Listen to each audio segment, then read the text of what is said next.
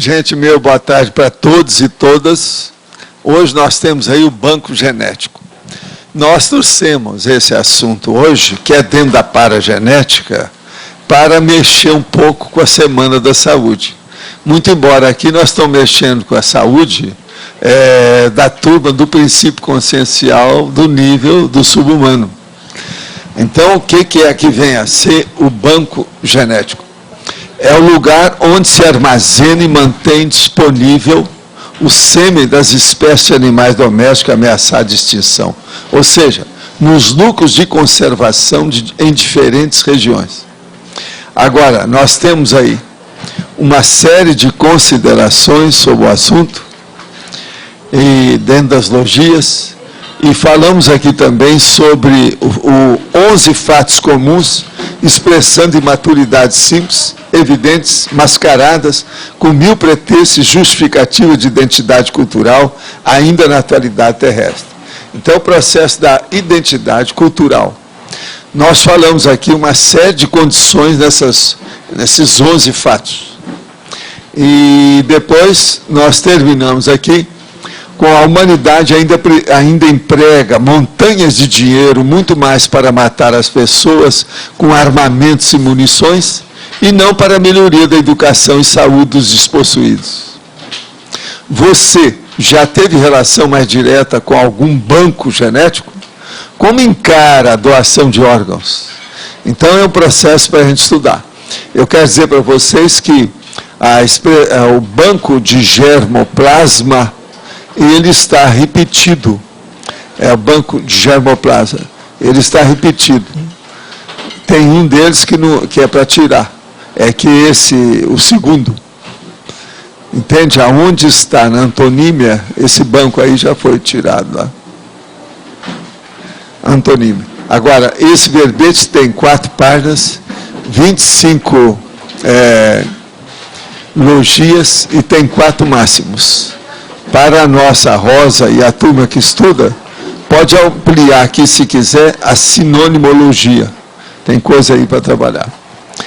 Agora, no último parágrafo, página 60, aqui é uma pergunta. Item contrapartida, segunda linha, não seria deve no lugar de devem? Isso aí eu preciso de ver.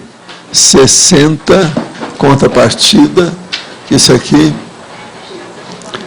no lugar. Como é que é? O sêmen das espécies animais deve trazer, não, isso aí já foi mudado lá. Deve sim, ele tem razão. Todos esses 2 dados, eu acho que nós já estudamos lá. Já foi visto. Agora, hoje não tem mais pergunta de hoje. Agora, eu tenho só 16 perguntas e temas aqui, dos 320 lá, que foram refugados, está certo? Eu não sei se eu devo estar respondendo isso aqui, se chateia vocês, se deve. O que vocês acham? Deve responder? Tem assunto que eu estou escolhendo, que vale a pena, no meio do monte. Então, aqui, ó. Cessar os contratempos. São os acidentes de percurso. Parar para pensionizar. Como é que é uma pessoa que está cheia de contratempo? Tem uma opção de coisa acontecendo com ela. São os acidentes de percurso. Como é que ela deve fazer? As pessoas estão muito incomodadas com isso. Aparece um monte de questões todo dia para mim. Então, a primeira coisa, a pessoa tem que parar para pensionizar. Rever os interesses e o andamento da própria vida dela. Fazer autorreflexões. Pesquisar o megafoco pessoal. Empregar o EV e fazer alguma reciclagem. Por quê? Quando tem contratempo ou acidente de percurso, isso mostra que tem um alerta. Isso é um aviso para a pessoa modificar alguma coisa que não está o melhor. Então, ela tem que reformular, retificar, refazer alguma coisa. Isso é o caminho da reciclagem. Agora, a pessoa não deve negligenciar ou não dar valor para acidente de percurso, não. Por exemplo, uma pessoa ter batida de carro 3 vezes em 45 dias, ela tem que abrir o olho. Estou dando um exemplo como é que é isso. Outra coisa, se aonde ela vai, começa tudo quanto é lâmpada, queima, o aparelho não funciona, ou encrenca e dá tilt no computador, abre o olho, deve ter coisa. Tem boi na linha, tem goteira, Entrou areia. É isso que a gente fala. Agora aqui, outra, diz autodiscernimento afetivo e a carreira profissional. Tem gente muito preocupada com isso. É a pessoa consigo mesma, a pessoa com duplista ou a duplista. Os dois casamentos, a dupla e a profissão. Então a pessoa se sentir bem com os dois. É necessário que haja muita ponderação. Então veja, o autodiscernimento afetivo, ele afeta a carreira profissional. A carreira profissional afeta o autodiscernimento afetivo. Então, há um casamento, primeiro, com a pessoa, e depois tem o casamento com um trabalho, que é a ocupação. Isso, então, é necessário que a pessoa pondere, ela pensenize, reflita sobre o assunto, e vê se uma coisa não está interferindo na outra. Tem muita gente com problema com isso. Outra coisa, presídios e a técnica da TENEPS. Essa sugestão, de vez em quando, a turma fala. Isso nós já usávamos lá no Rio. É a sugestão de palestra nos presídios. Isso é a interassistencialidade. Agora, o ideal é quando se faz isso com a doação de livros conscienciológicos às bibliotecas do presídio.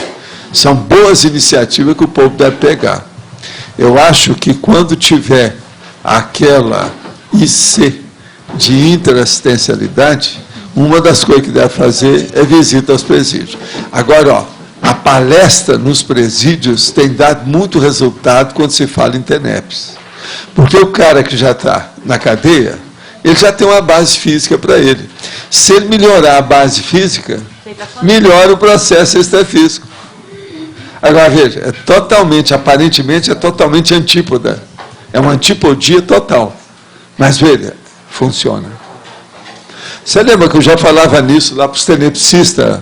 Até em São Paulo a gente falava isso. Mas, ó, tem gente já preocupada com isso, já estão sugerindo de novo, já mandaram questões para nós. Então, é bom a gente falar isso para fixar aqui.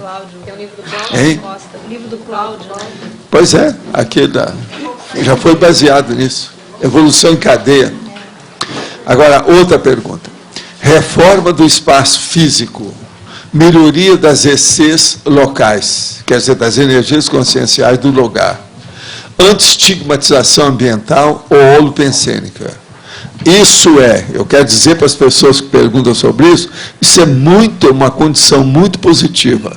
A pessoa tem que ter confiança naquilo que ela faz com as energias conscienciais. Com isso, ela pode melhorar mesmo e acabar com o estigma ambiental, o estigma holopensênico.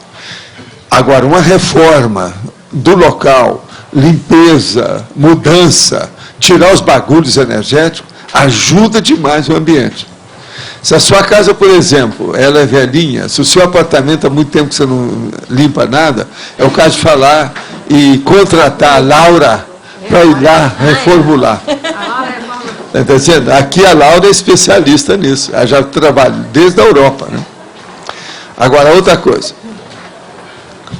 Criaram aí um neologismo baseado na força das palavras. Então, esse neologismo já está sendo usado em vários lugares que não é meu, tá? Que é ortoexemplólogo. É uma palavra difícil que eles arranjaram, mas ela funciona, tá certo? Ortoexemplólogo. Quer dizer, o exemplo ortopensênico de alto nível. Então, ele é certinho, equilibrado, cosmoético, evolutivo. Tá certo? E é um cara que dá o exemplo disso. Não foi eu que criei, não. Eles mandaram para mim para, vamos dizer, enfatizar a criação disso. Parece que já foi usado em algumas ICs. E foi criado, eu não sei se foi na OIC, em algum lugar que foi criado isso aí. Agora, outra coisa. Um advogado recebeu lá a pessoa que é um pai que deseja deserdar o filho com quem ele brigou. Agora, então ele está perguntando o que é que deve fazer numa condição dessa, na condição de advogado. Você está entendendo? Então, ó, o que eu acho, vamos dar a nossa opinião aqui da rabulística, tá certo? Mas junto do para-direito. Primeiro, acerenar os ânimos. A gente, um pai, ele tem, antes de mais nada, que perdoar. Porque quem pôs o filho no mundo foi ele, junto com alguém, né? Porque geralmente ele não deu a luz. Mas ele ajudou, ele levou uma vela, pelo menos, para dar a luz. Então, o caso todo é o seguinte: a serenar os ânimos. Gente, como diz os caras lá, nessas minhas perguntas, tem um monte de gente que fala que as minhas tertúlias têm bom humor. Eu não posso esquecer isso, que eu falo tanta coisa séria aqui que eu tenho que ter de vez em quando alguma coisa. Agora, veja, a primeira coisa, então, é o nosso companheiro aí, o advogado, chegar para o seu cliente, procurar serenar o ânimo dele e falar que, antes de tudo, é preciso de concordar, fazer um acordo, perdoar, passar por cima, porque ele é o pai. Pai é pai. Pai não é irmão, pai não é tio, pai não é amigo, pai não é vizinho, pai não é sócio, pai não é companheiro, é muito mais do que isso. Pai é pai. É reprodutor, genitor, progenitor, o que pensar nisso? Agora, se a pessoa não fizer isso, o meu amigo advogado vai falar para ele: você vai se arrepender com o tempo, vai te criar problema, isso vai piorar. Se você for deserdar seu filho e ainda falar com ele, isso mostra que você está com cotoveloma, está com raiva dele. Você está bancando, em vez de pai, o nome é outro. Como é que é o nome? Assediador humano. Tá certo? Então, vamos ponderar em cima da cosmoética. Tem lógica isso que eu estou falando? Alguém, você quer acrescentar na sua condição de profissional? Eu sou Rábula, você é profissional. O que você acha? Não, na verdade, eu queria entender a profundidade disso, porque muitas vezes a pessoa do outro lado, o próprio advogado, tem a dificuldade de colocar isso para o cliente. E eu já tive situações aqui em Foz, que eu estou passando por isso. Como é que a gente trabalha quando a gente está frente a um profissional? A primeira coisa é dizer que ninguém é perfeito. Começa por aí. Então, o pai vai chegar com um monte de coisa contra o filho. Geralmente é filho, nunca é filha. É filho, que acontece mais. Então é preciso mostrar e perguntar para o pai assim: você acha que você é perfeito? Você não erra nunca? Agora, se você não perdoar seu filho, ninguém pode perdoar você. Se um pai não perdoa o filho, ele não merece perdão de ninguém. O que vocês acham? Tem lógica? Tem. Lógica é lógica, é coerência. E tem mais um ponto também. Nesse caso do profissional, é o profissional não ter medo de perder o cliente, porque muitas vezes ele vai colocar o ponto. Aí agora já está errado, porque aí é o profissional de porta de cadeia, isso aí não presta. Exatamente. Isso aí tem que esquecer. Exatamente. Essa segunda eu não topo. Sou contra. Não. Né? O pai é o pai. É o papai. O papai, agora, está na cara que deve ter muito dinheiro atrás disso. Eles não estão falando, mas está na cara que deve ter patrimônio. Não, então, é por isso que eu estou dizendo que eu já considero que o patrimônio é grande, mas não interessa. Para mim pode ser só 5 mil réis, 10 real. Não interessa, 10 real. O negócio é a intenção. E lembrar... Tem lógica? Tem. Então agora vamos passar para outro. Uma pessoa... Presta atenção nessa, você precisa saber o que é isso. Uma pessoa que tem 3 coisas: toque, hipocondria, que é mania de doença, e ela é ectoplasta. Como é que vocês saem dessa? A escova de dente automática. Então eu quero falar para o nosso amigo, olha, ou essa nossa amiga, deixa de usar escova de dente automática. Por quê? Do jeito que as coisas estão indo, amanhã você vai ter um acidente de percurso, vai te dar um choque elétrico na boca. Por quê? A escova de dente dessa pessoa, ela está ligando automaticamente a hora que a pessoa chega. Ela olha para a escova e ela liga. Isso aqui é ectoplasmia, minha filha. Você está entendendo? Pensamento, desencadeia. Então, veja. Isso é um aviso, é um alerta, é um despertamento. Abra o olho. Agora, toque. A pessoa mesmo falou, eu tenho toque. Tem mania de doença, que é a hipocondria. Já pensou, isso vem de outras vidas. E agora, pelo que ele está falando, a pessoa não falou que é ectoplasta, quem está falando sou eu. Ela tem um efeito físico espontâneo, com a opção de coisa, vai no lugar, o aparelho para. Isso que eu estava falando aqui antes. Então, olha o aviso. Primeira coisa, joga essa escova de dente automática fora. Você não deve usar isso não. Isso aí é perigoso. Gente, colocar na boca com água é o veículo, o negócio está pior a mais.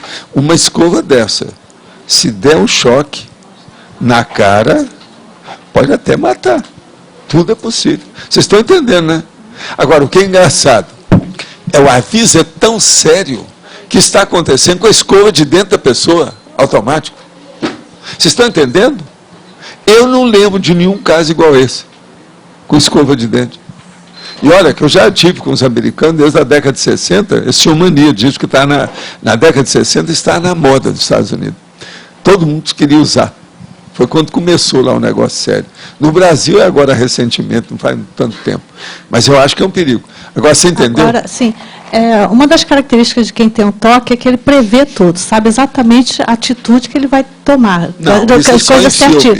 Não, a questão mas tem muita gente que não prevê nada. Não, a forma, por exemplo, a forma do banho, sim, a forma de escovar dente. Então, ele prevê tudo a forma. Então, ele prevê como ele vai escovar dente. Acerta o guarda-chuva. Tá? Ele sabe exatamente o tipo a cor da roupa. E outra coisa, ainda canta.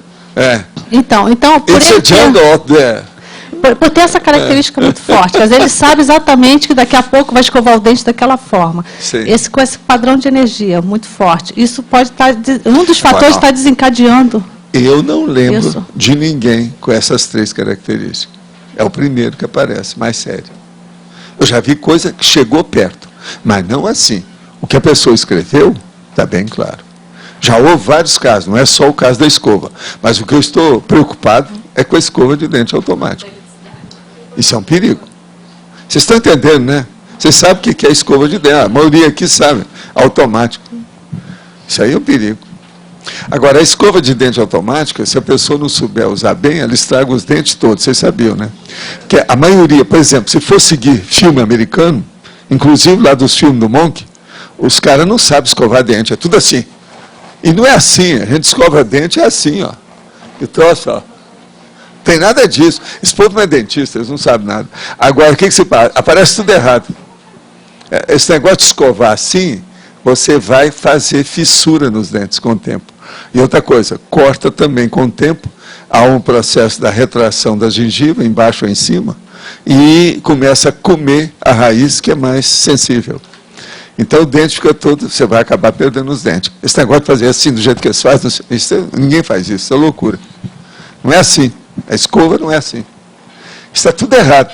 Mas Hollywood está cheio de besteira. Não é só ensinar a pessoa a usar cocaína, a fumar com a mulher, como é que ela é elegante para fumar, o álcool, qual as doses disso, martini, como é que é, tal. Eles ensinam tudo, que é ruim.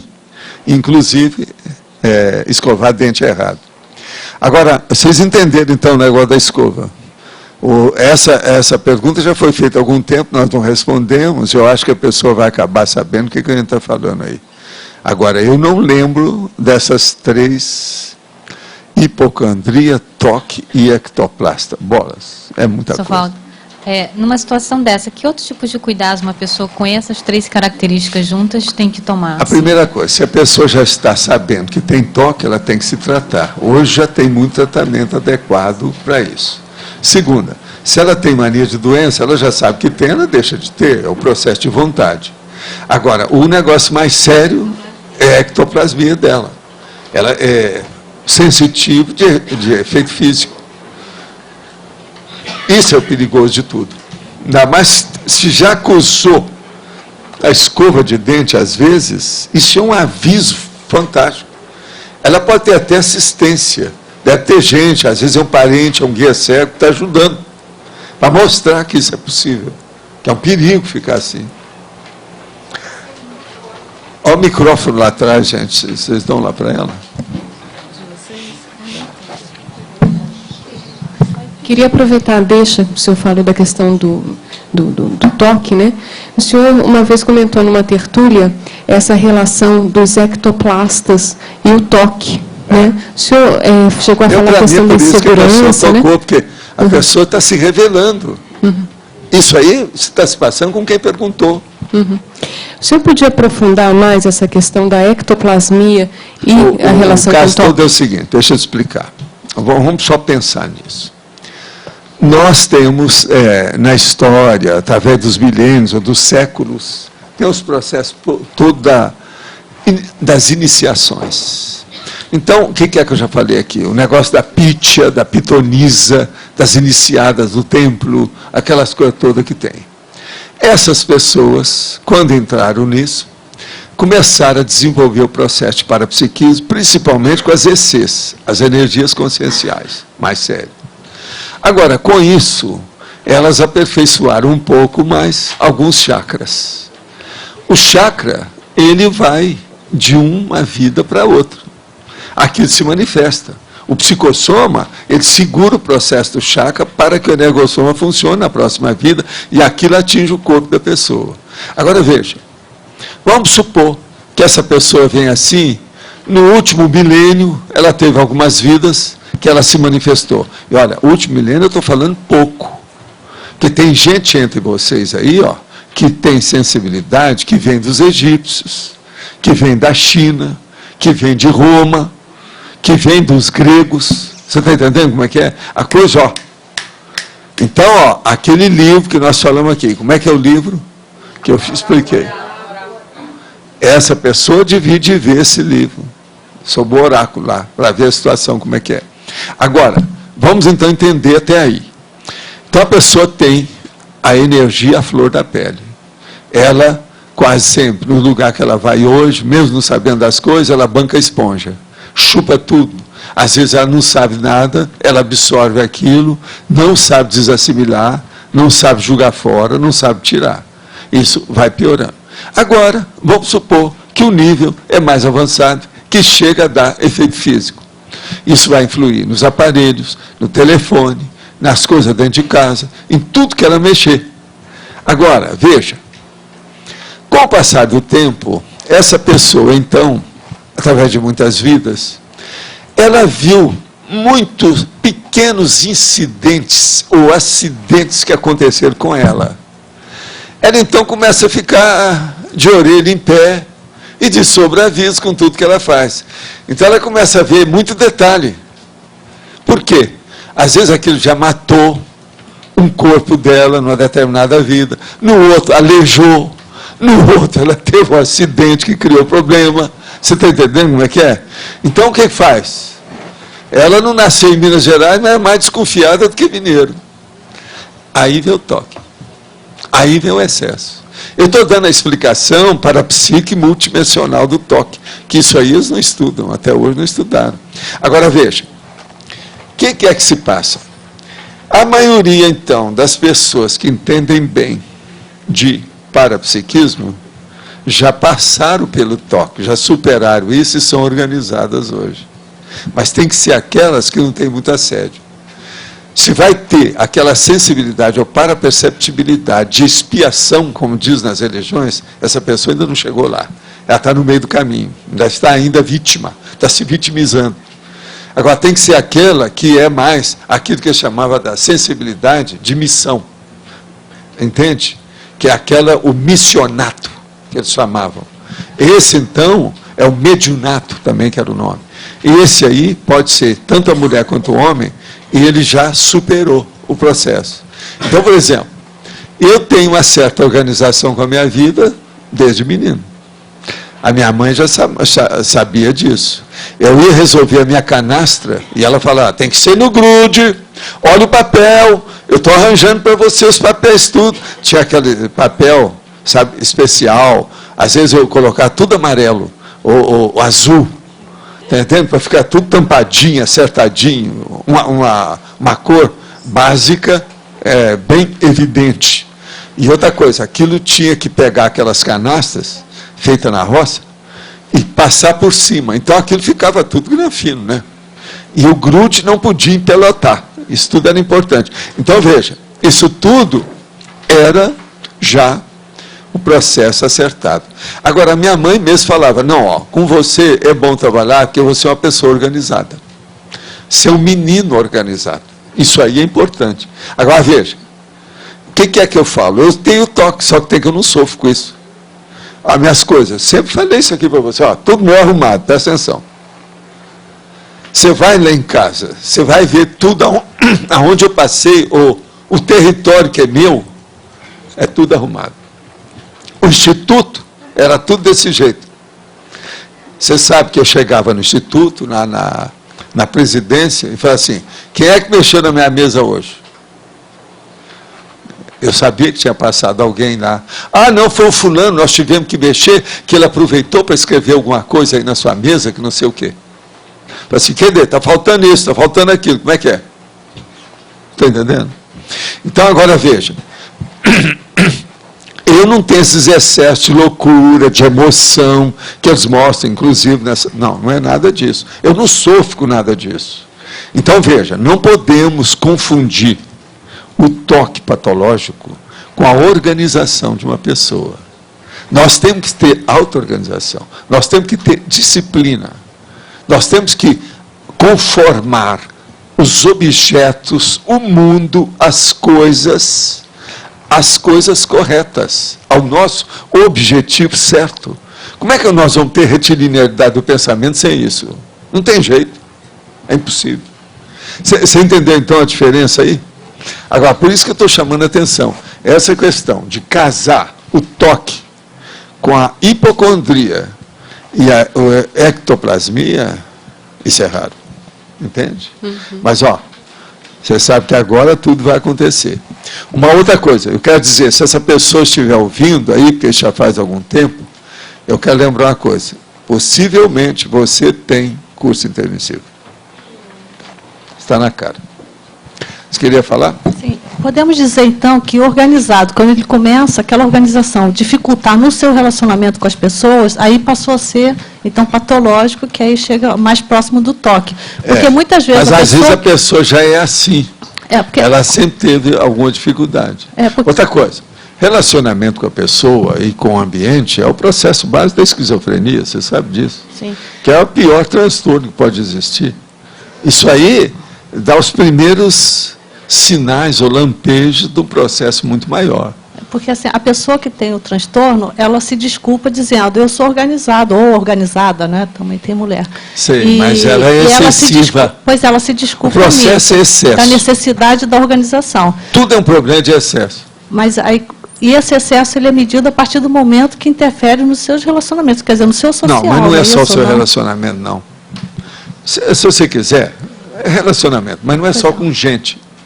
Ela com o ambiente, relacionamento com o ambiente, com os objetos, com as coisas. Quando ela sai da sua tranquilidade, né? Quer dizer, aquela organização. Não, e ela se preocupa com aquilo.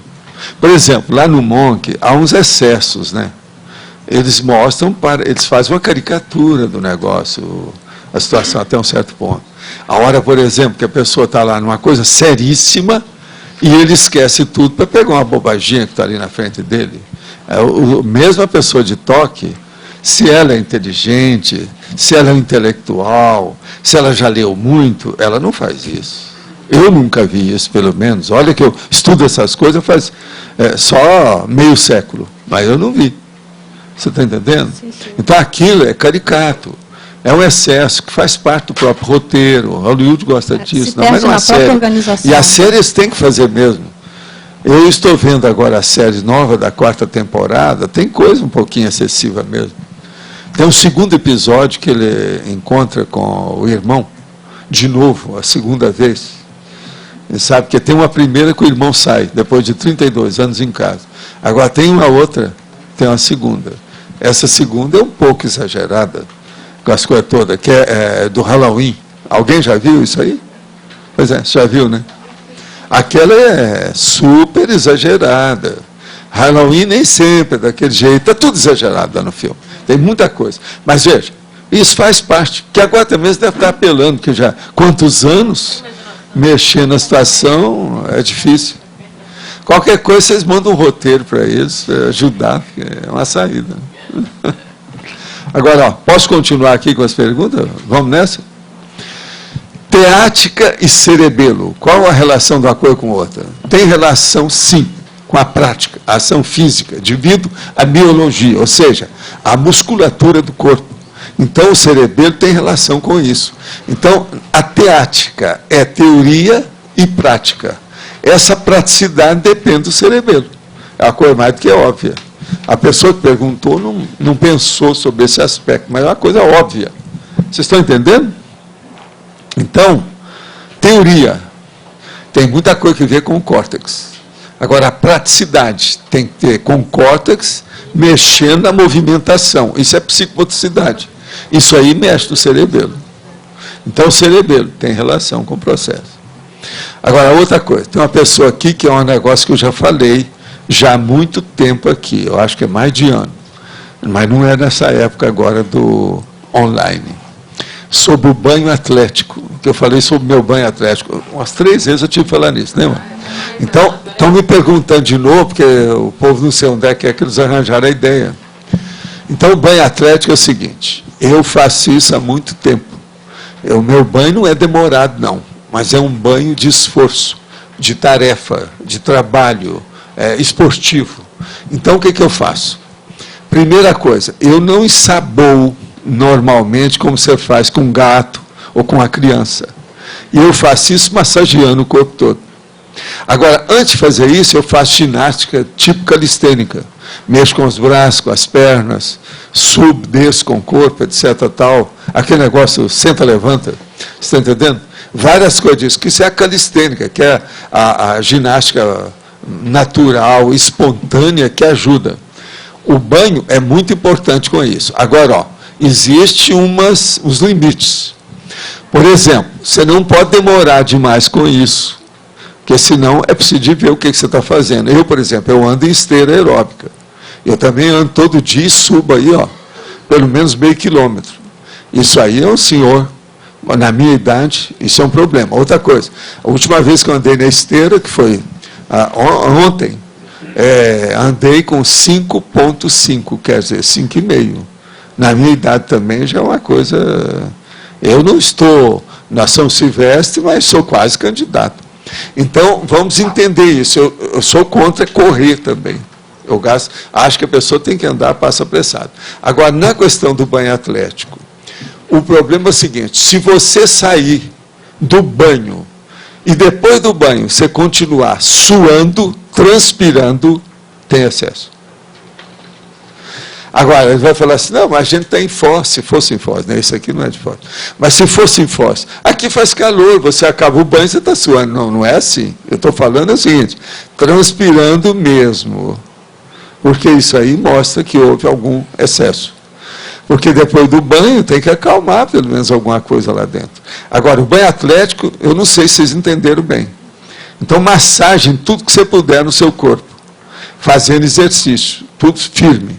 Uma outra coisa, o meu banheiro, como diz lá o César, ele tem o supedâneo, para você estender a perna, para você fazer massagem na perna, etc., ensaboar e tal.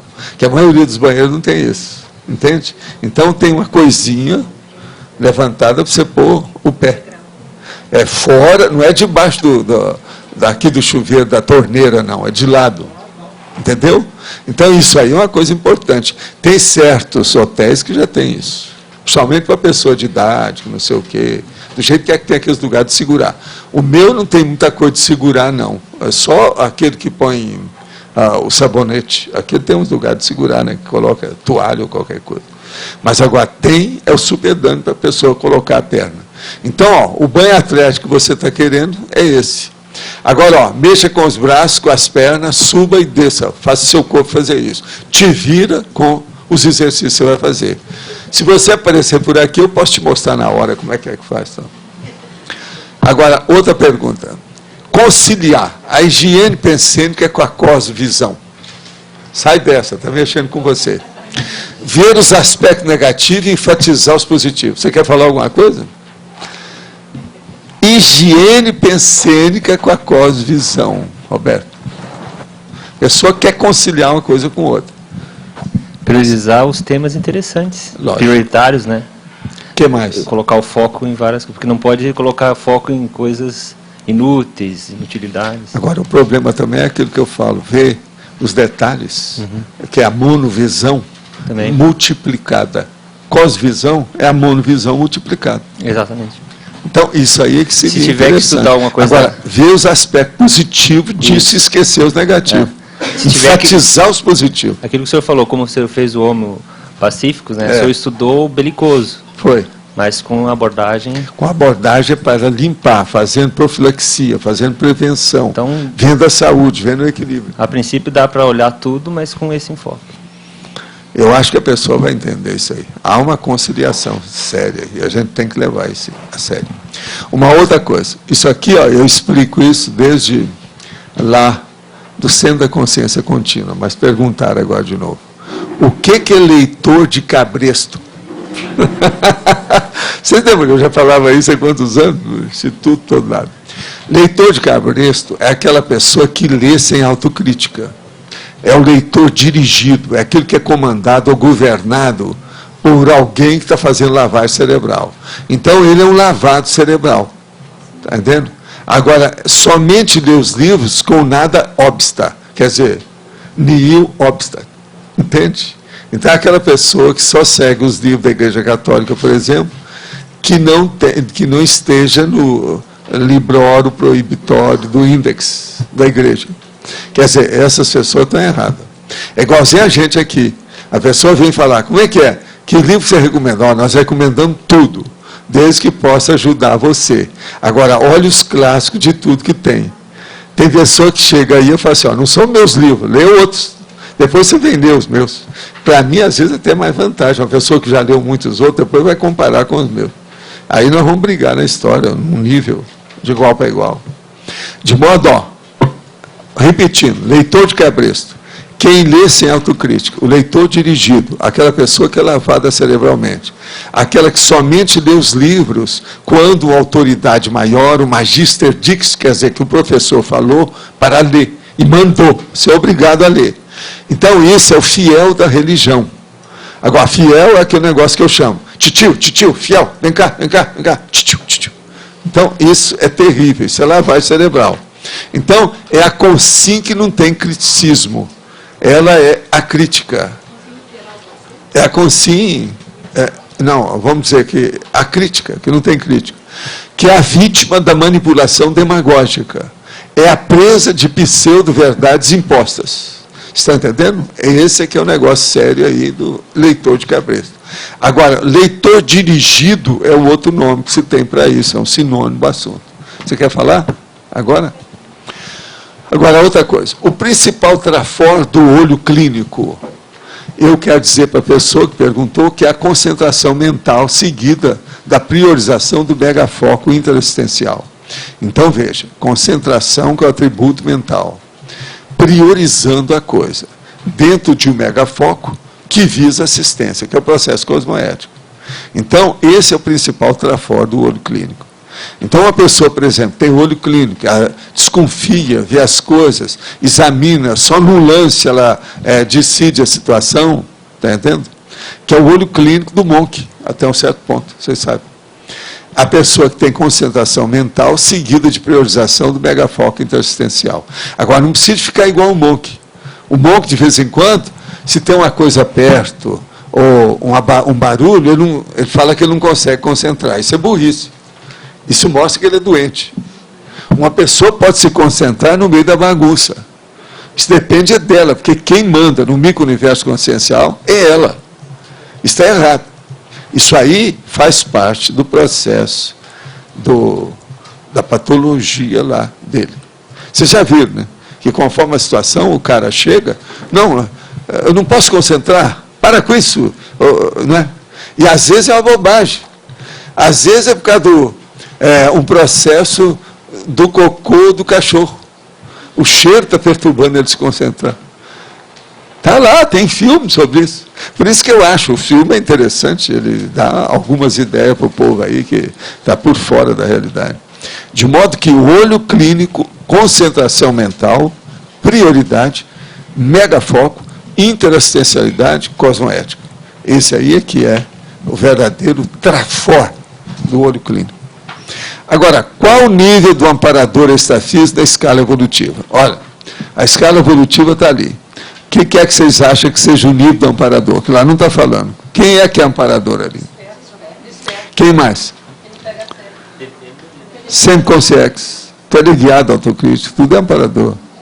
Depende de quem é. Começa por ali. Mas, por exemplo, um conscienciólogo extrafísico, seja bem lúcido, já não é?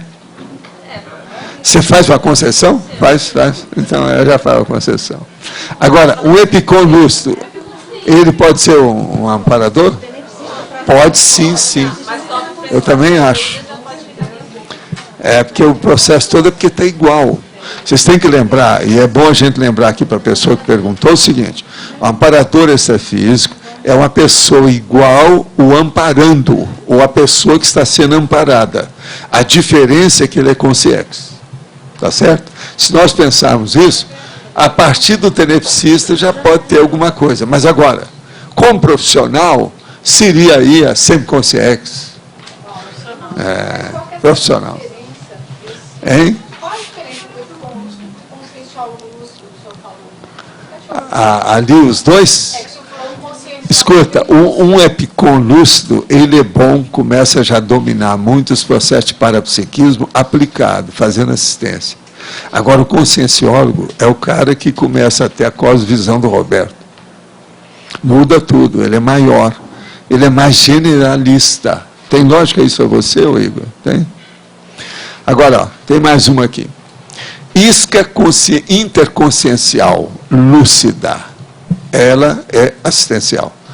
Isca interconsciencial inconsciente, ela é assediada. Importa a autoconsciencialidade evolutiva. Então a pessoa está perguntando o que é isso. Eu estou agora explicando, vou repetir tudo. Isca interconsciencial tem dois tipos. Aquela que é lúcida e aquela que é inconsciente. A lúcida é assistencial. A inconsciente, ela é assediada, ela é vítima. Uma faz assistência, outra ainda não tem assistência. Então, importa a autoconsciencialidade evolutiva, o nível de lucidez, de autoconscientização da pessoa, com referência à escagem interconsciencial de assistência. Agora, outra coisa. Como desarmar? Eu estou usando agora a palavra que me perguntaram desse jeito, eu estou repetindo a pergunta. Como desarmar bagulhos energéticos?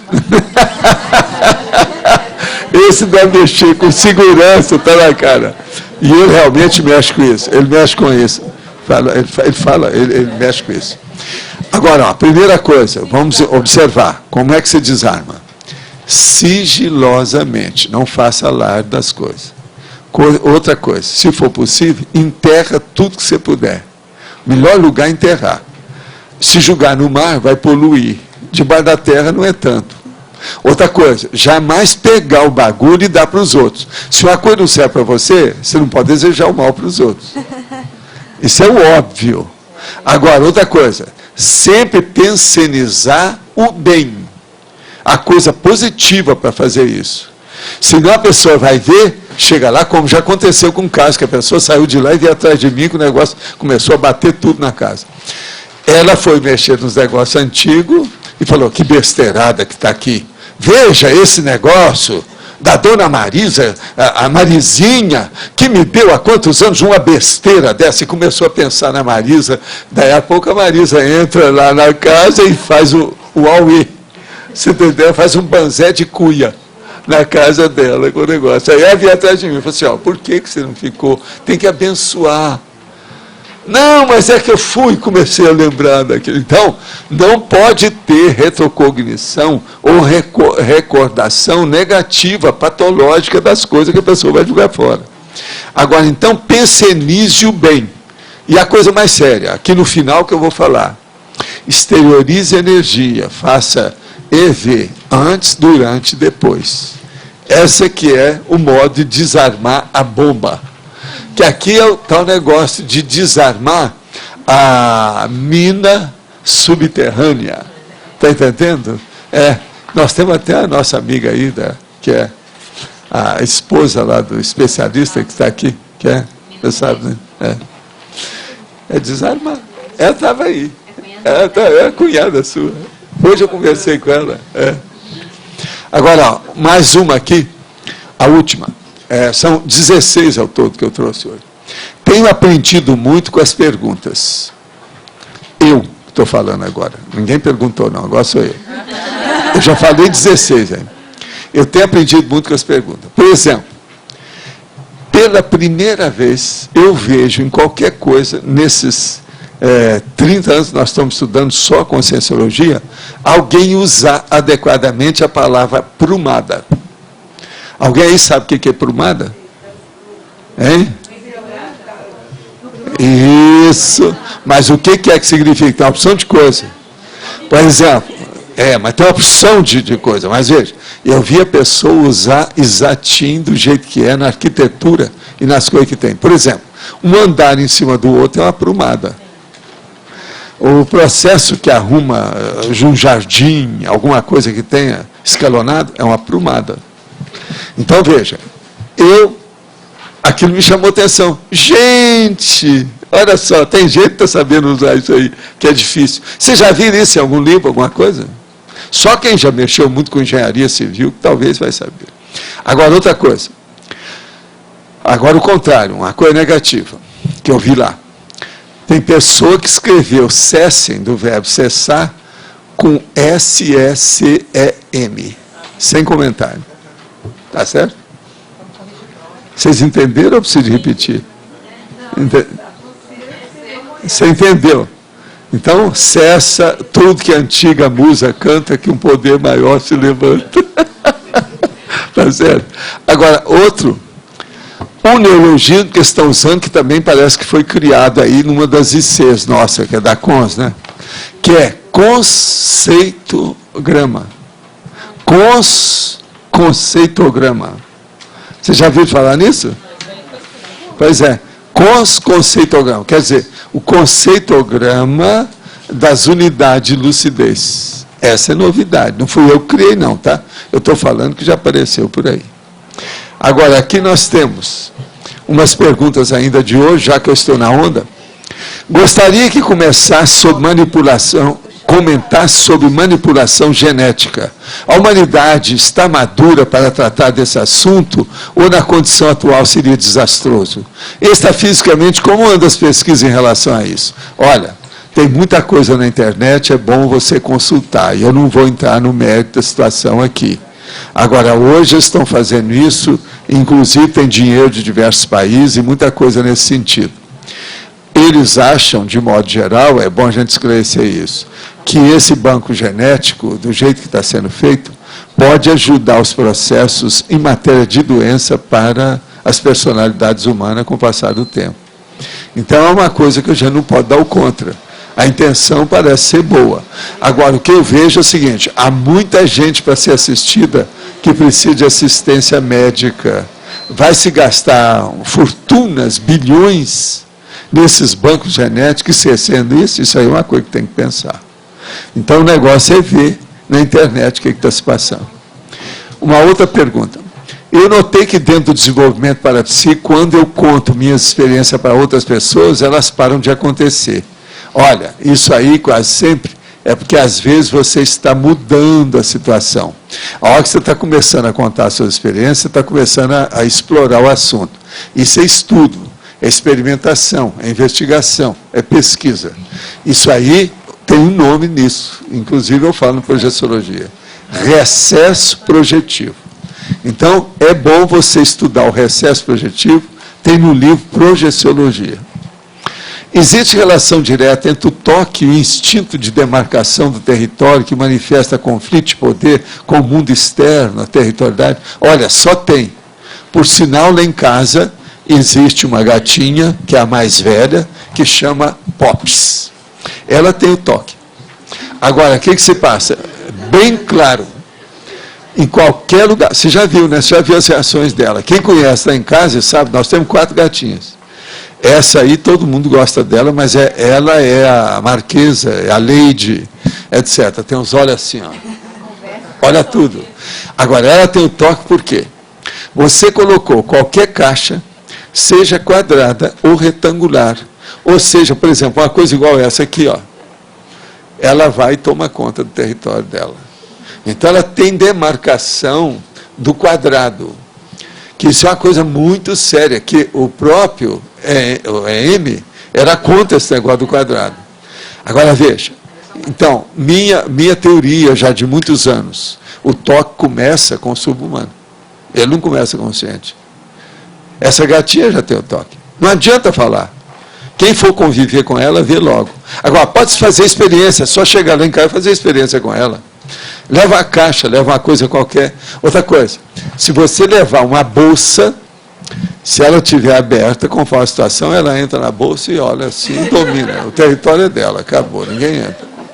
Então, veja, isso é uma coisa séria. Agora, vai ter gente que vai analisar isso, vai falar que ela voltou ao útero. Aquele negócio, a volta, o retorno ao útero. Mas não é bem assim, não.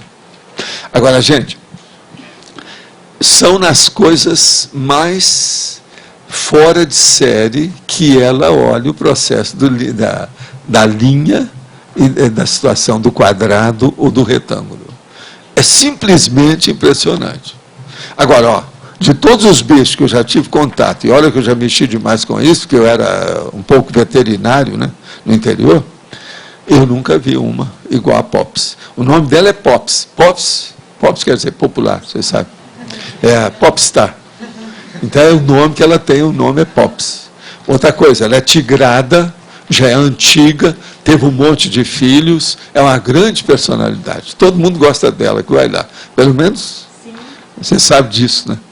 Agora, veja, ela sofre de alguma coisa na pele, já há algum tempo, parece que ela já vê assim, ela tem uma espécie de alergia, uma coisa, de vez em quando ela passa mal com aquilo, mas ela é afetuosa. Não, e ela olha, só o olhar dela assim, já acabou. Aquilo lá, ela manda energia, tudo quanto é lado. Ela tem energia. Mas agora, você já viu que ela tem o toque. Agora, qualquer um que for ver, examina que ela tem o toque. Então, com isso, a gente responde aí a questão. Se essa pessoa aí quiser um dia, a gente pode dar um show da Pops, para a pessoa ver. É só trazer e colocar uma...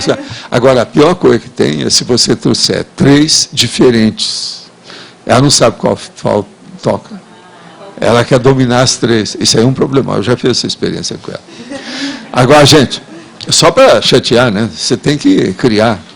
Agora, eu tenho aqui, do cotidiano, aquele caderno da Folha de São Paulo, de quinta-feira. Quinta-feira foi anteontem, dia 4 de setembro, tá certo? Está aqui. O negócio com Lula, que é o presidente da República. Então, a declaração dele: eu defendo o fumo em qualquer lugar, diz Lula. Presidente afirma que o decreto que proíbe fumo no Planalto não vale em sua sala. A sala é dele. Agora, ele diz aqui uma coisa que é terrível, totalmente ignorante. Presta atenção. Só fuma quem é viciado. Gente, está aqui, ó. Quem quer ver, está aqui. O jornal trouxe, um negócio sério. Tem até a cara dele, com uma cara toda esquisita aí, cara de boba. Houve alguma coisa, está surpreendido com alguma coisa, não sei o quê. Agora, ó, quem quiser ler, está aqui, o negócio é terrível. Lula fumava uma cigarrilha, quando ele falou isso. Extinção de todos os fumosos em recinto fechado, que eles querem fazer, até em casa e na rua. Na prática, não é cumprida no Planalto essa prática. E agora eles estão tentando fazer a lei. O fumo traz prejuízo. Agora, veja, ele está errado porque ele está exaltando o tabagismo, uma coisa que o mundo inteiro está combatendo. Então, vocês vejam, esse negócio de não ler, dá isso. A pessoa, apedeuta, o nosso presidente é o mais apedeuta que nós já tivemos na história. Agora, então, veja, examina só isso. Está errado na hora que ele fuma e dá esse mau exemplo, mas isso é o mínimo. Ele, como presidente, ele tem que fazer economia em favor do próprio povo, porque ele está usando o dinheiro que a gente paga imposto. Agora, então, veja. Segundo a economista Márcia Pinto, o fumo traz prejuízo anual de 338.006 milhões ao SUS, em internações e quimioterapia. Está aqui, doença do cigarro custa 338 bilhões ao SUS. Onde é que está o presidente da República nessa hora? Eu não entendo isso aqui. Para mim, é uma das maiores mancadas que ele já deu em declaração de jornal até hoje. Foi isso aí. Isso foi anteontem, foi publicado. Está aí, ó, Folha de São Paulo. Contra fato, não adianta a gente brigar.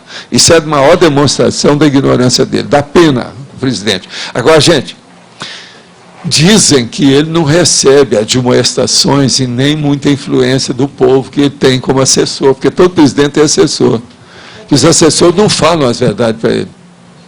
Agora, veja, o cara fuma, defendendo o cigarro, contra o governo, que ele é o presidente. Você já viu alguma coisa pior do que isso?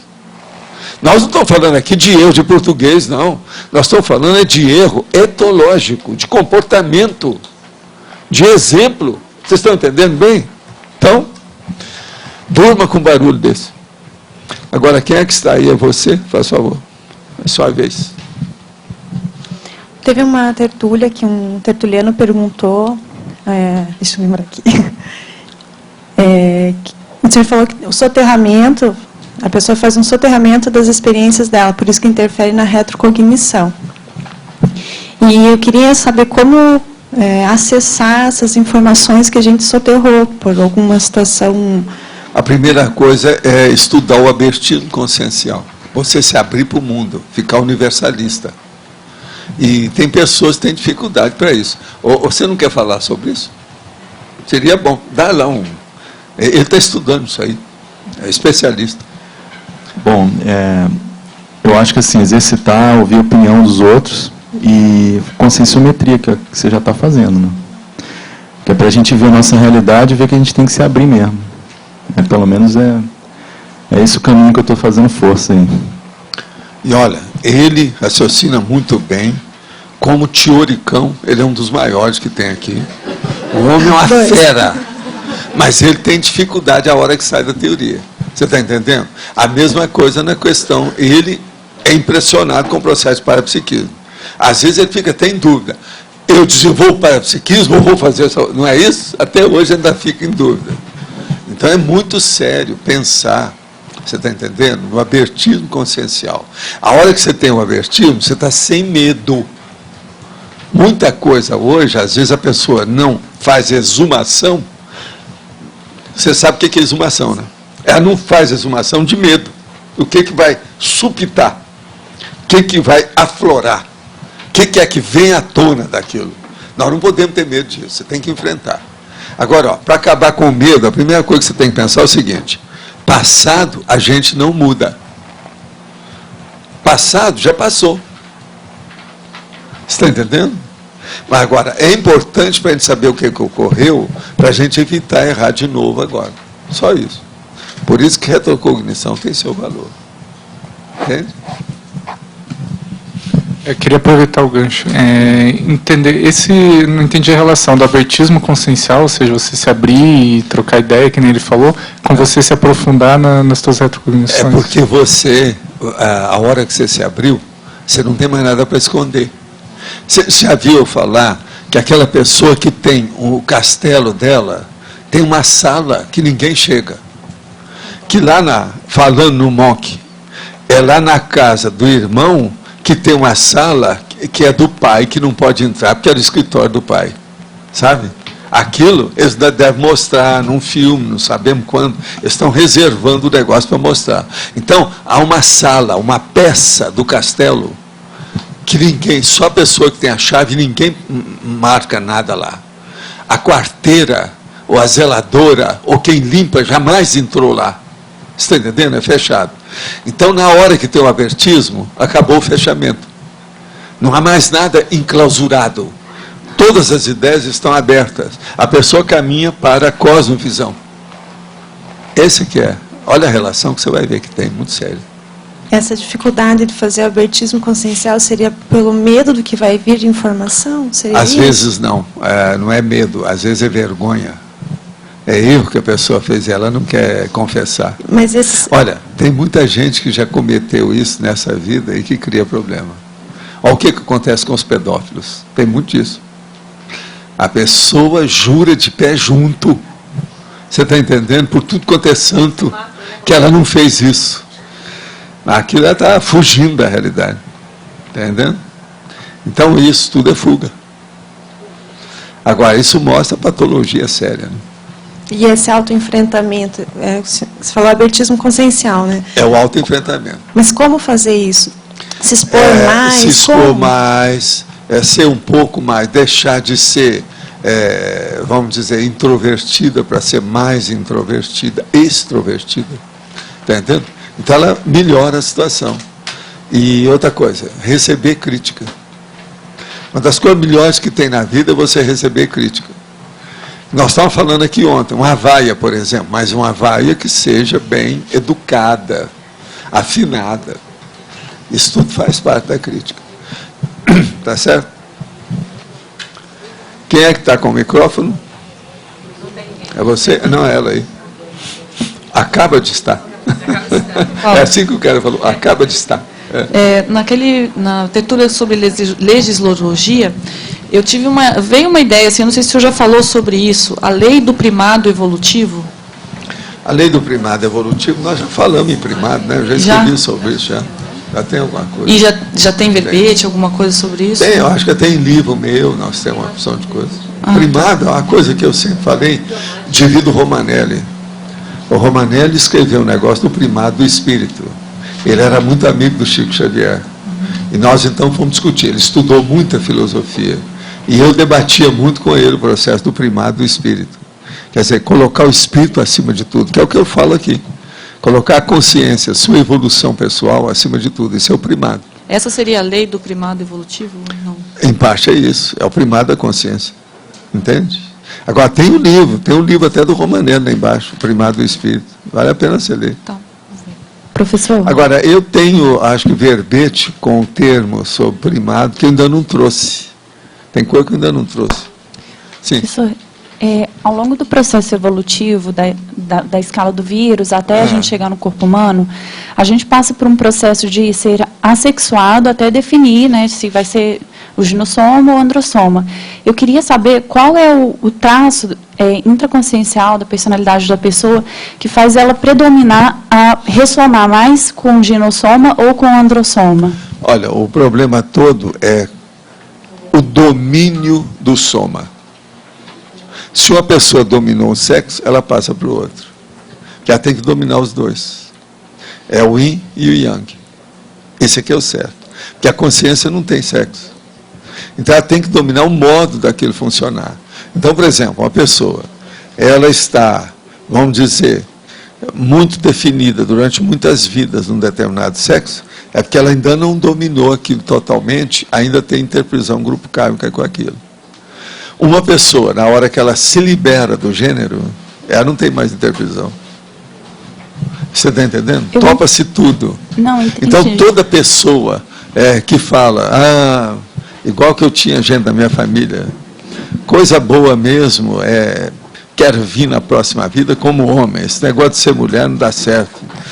Está sempre falando a coisa. Isso é bobagem. Isso mostra que a pessoa não tem racionalidade sobre o processo evolutivo. A inteligência evolutiva ainda está fraquinha. Não, mas assim, existe, por exemplo, porque todo mundo vem de um princípio assim, do vírus, né, que é assexuado. Sim, sim. O que vai definir que ele vai primeiro começar num padrão de ginossoma ou de androssoma para depois... Não, são as necessidades do processo de interação com os outros. O que é que precisa naquilo, no como momento. O problema é esse. Entendi. O caminho é esse. Agora, você sabe, você é um monumento de mulher. Tá certo? Quer dizer, nós pegamos ali, tá, meu chefe é um monumento de homem. Não adianta esses monumentos. Não resolve nada. Vocês estão entendendo como é que é? O processo é que você tem que ser um monumento de consciência. E você também é um monumento de consciência. Está entendendo? Senão não dá certo. Essa aqui é autoconsciencialidade. Está certo? Você acha que ele já é monumento? Não está. Você já tem aí, já tem gente a seu favor. Uma gran vizir para segurar. Agora, eu estou vendo que o Nário está aqui. Ô, Nário, eu estava querendo chegar e dar uma inseta. Não fala com ninguém está escutando a gente, tá?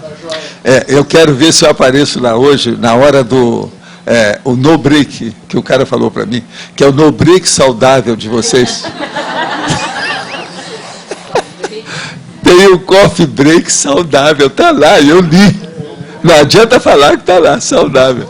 Então eu vou aparecer porque é boca livre. Você está entendendo? Eu não sei se é boca livre. Não, mas eu quero ir lá para ver a turma. Agora, me disseram que tem, no total do povo todo, tem quase 100 pessoas, né? Por aí, né? 110? Então é mais do que a gente está falando. Então tá bom. Eu quero ir lá para ver, essa semana é muito séria. Agora eu vou hoje, você está entendendo? Porque são as circunstâncias, né? A gente vê o que dá. Mas eu só vou ver para ver a turma, tá certo? Vou ver o que vocês estão fazendo. É no discernimento, não é isso? Vamos lá. Vamos ver se a turma está com alto discernimento sobre a saúde. Não é isso? O processo é esse. E eu acho que estão. Tá certo? Todos vocês. A coisa é essa. Você já apareceu lá? Já. Preciso perguntar para o povo todo. Agora, eu acho que é por isso que ele está mais magro. Ele deve estar trabalhando mais. Você sabe que você está mais magro, né? Você está mais magro, você emagreceu. Agora, gente, quem é que está aí com o microfone? Quem é o próximo? Como é que nós estamos? É você. Tá. Lourdes, faz favor. Professor, existem projetos que estão em processo de andamento em prol de Foz do Iguaçu, no âmbito da educação, e me parece que são grandes projetos, né? Além da UNILA, nós temos a UTF-PR vindo, e temos também mais o Instituto Federal Tecnológico, que estão vindo. Então, são 3 federais que virão para Foz, e ontem mesmo participei de uma das reuniões lá no PTI. Na verdade, eles estão querendo começar já, estão querendo nem aguardar a construção física, né, dos prédios. Interessante. O PTI já vai emprestar algumas salas para que comecem já com alguns cursos. E, então, eu penso, 3 universidades federais. Uma delas é mais no âmbito latino-americano. Né? A UNILA. E eu vejo isso como algo já da equipe extrafísica e facilitando... Não, mas você está esquecendo a 4ª, né? Que é o sustento de tudo que nós estamos trabalhando faz 13 anos. Que vai ser o mega complexo cultural Loteca. Que já estão fazendo a planta. Que esse aí também, querendo ou não, é um centro de educação, igual a gente aqui, né? Então, isso é o máximo. Vamos por aí. Vamos dar força para tudo isso. Foi o que eu falei. A turma da UNILA que teve aí, eu falei assim, o que a gente puder ajudar, nós estamos aí. Quem mexe com a educação é companheiro. Sim. O povo que está querendo vir para Foz, não é, vai ter a oportunidade. Já. Principalmente aí no âmbito da educação. Mas, na próxima semana, vamos começar uma série de reuniões da Comissão Educacional do Mercosul. E elas vão ocorrer aqui no PTI. Né? Eu vou estar participando lá. E as comissões virão de Brasília, do Paraguai, da Argentina, da Venezuela, enfim. Começam na semana que vem e vão até novembro. No dia 21 de novembro, eles vão encerrar com a presença dos 5 ministros da educação, onde eles vão nos ouvir com relação ao que precisamos as para... reivindicações. Sim. Isso é o máximo, hein? Muito Sim. bom. E vamos estar debatendo questões de titulação quanto à validação dos títulos de um país para o outro. Isso é o máximo, vai ajudar muito. Quanta gente nossa que fez curso aí no Paraguai que tem problema até hoje. Sim. Muito bom isso. Vão ser... Agora, esse é meu sonho do horário de consumo, você sabe. Quando eu vim para cá, eu falei assim, nós temos que transformar essa cidade numa cidade universitária, junto com o turismo. Isso eu falei em 95. Falei lá, que tinha representante até da prefeitura na ocasião, tal, lá no Hotel Internacional. Sim. 13 anos depois, nós estamos vendo as coisas começando a aparecer agora. Esse é o caminho. E ficou decidido que tudo na Comissão de Educação do Mercosul, tem que passar por Foz do Iguaçu. Não, aqui estão querendo que seja a capital, né, universitária. Sim. Outra coisa, está de acordo. 3 fronteiras, não tem lugar nenhum igual a Trifron. Está tudo certo. Agora, eu considero isso o máximo. Agora, ó, pensar só aquilo que o nosso amigo me falou aqui, que eles acham que dentro de 3 ou 4 anos, com o NILA, que vão ter mais de 5.000 alunos do exterior, é um negócio sério. E outra coisa, eles têm dinheiro para fazer isso. Já há uma dotação orçamentária com a coisa tudo fixada. Eles estão com dinheiro, o negócio vai sair mesmo. É por isso que a Itaipu está ajudando, essa coisa toda. E eles disseram que os primeiros professores serão escolhidos, não vão passar pelo processo seletivo. Né? Eles vão estar convidando. Não, eles quando estiveram aqui, eles falaram isso da turma aqui, né? Você sabe, né? Mas não, nós já temos aqui um celeiro de docência. Foi a expressão que eles usaram. Quando eles viram o total de professor. Isso me ajudou ao entusiasmo deles. Não, deu mais força para eles. Nós sabemos disso. Esse celeiro, né, de professores, que foi assim, um ponto-chave. Não, eu ainda falei com eles, nosso plantel é melhor que o de futebol. Nós temos mais craque aqui do que no futebol. Eles gostam de usar a palavra plantel, né?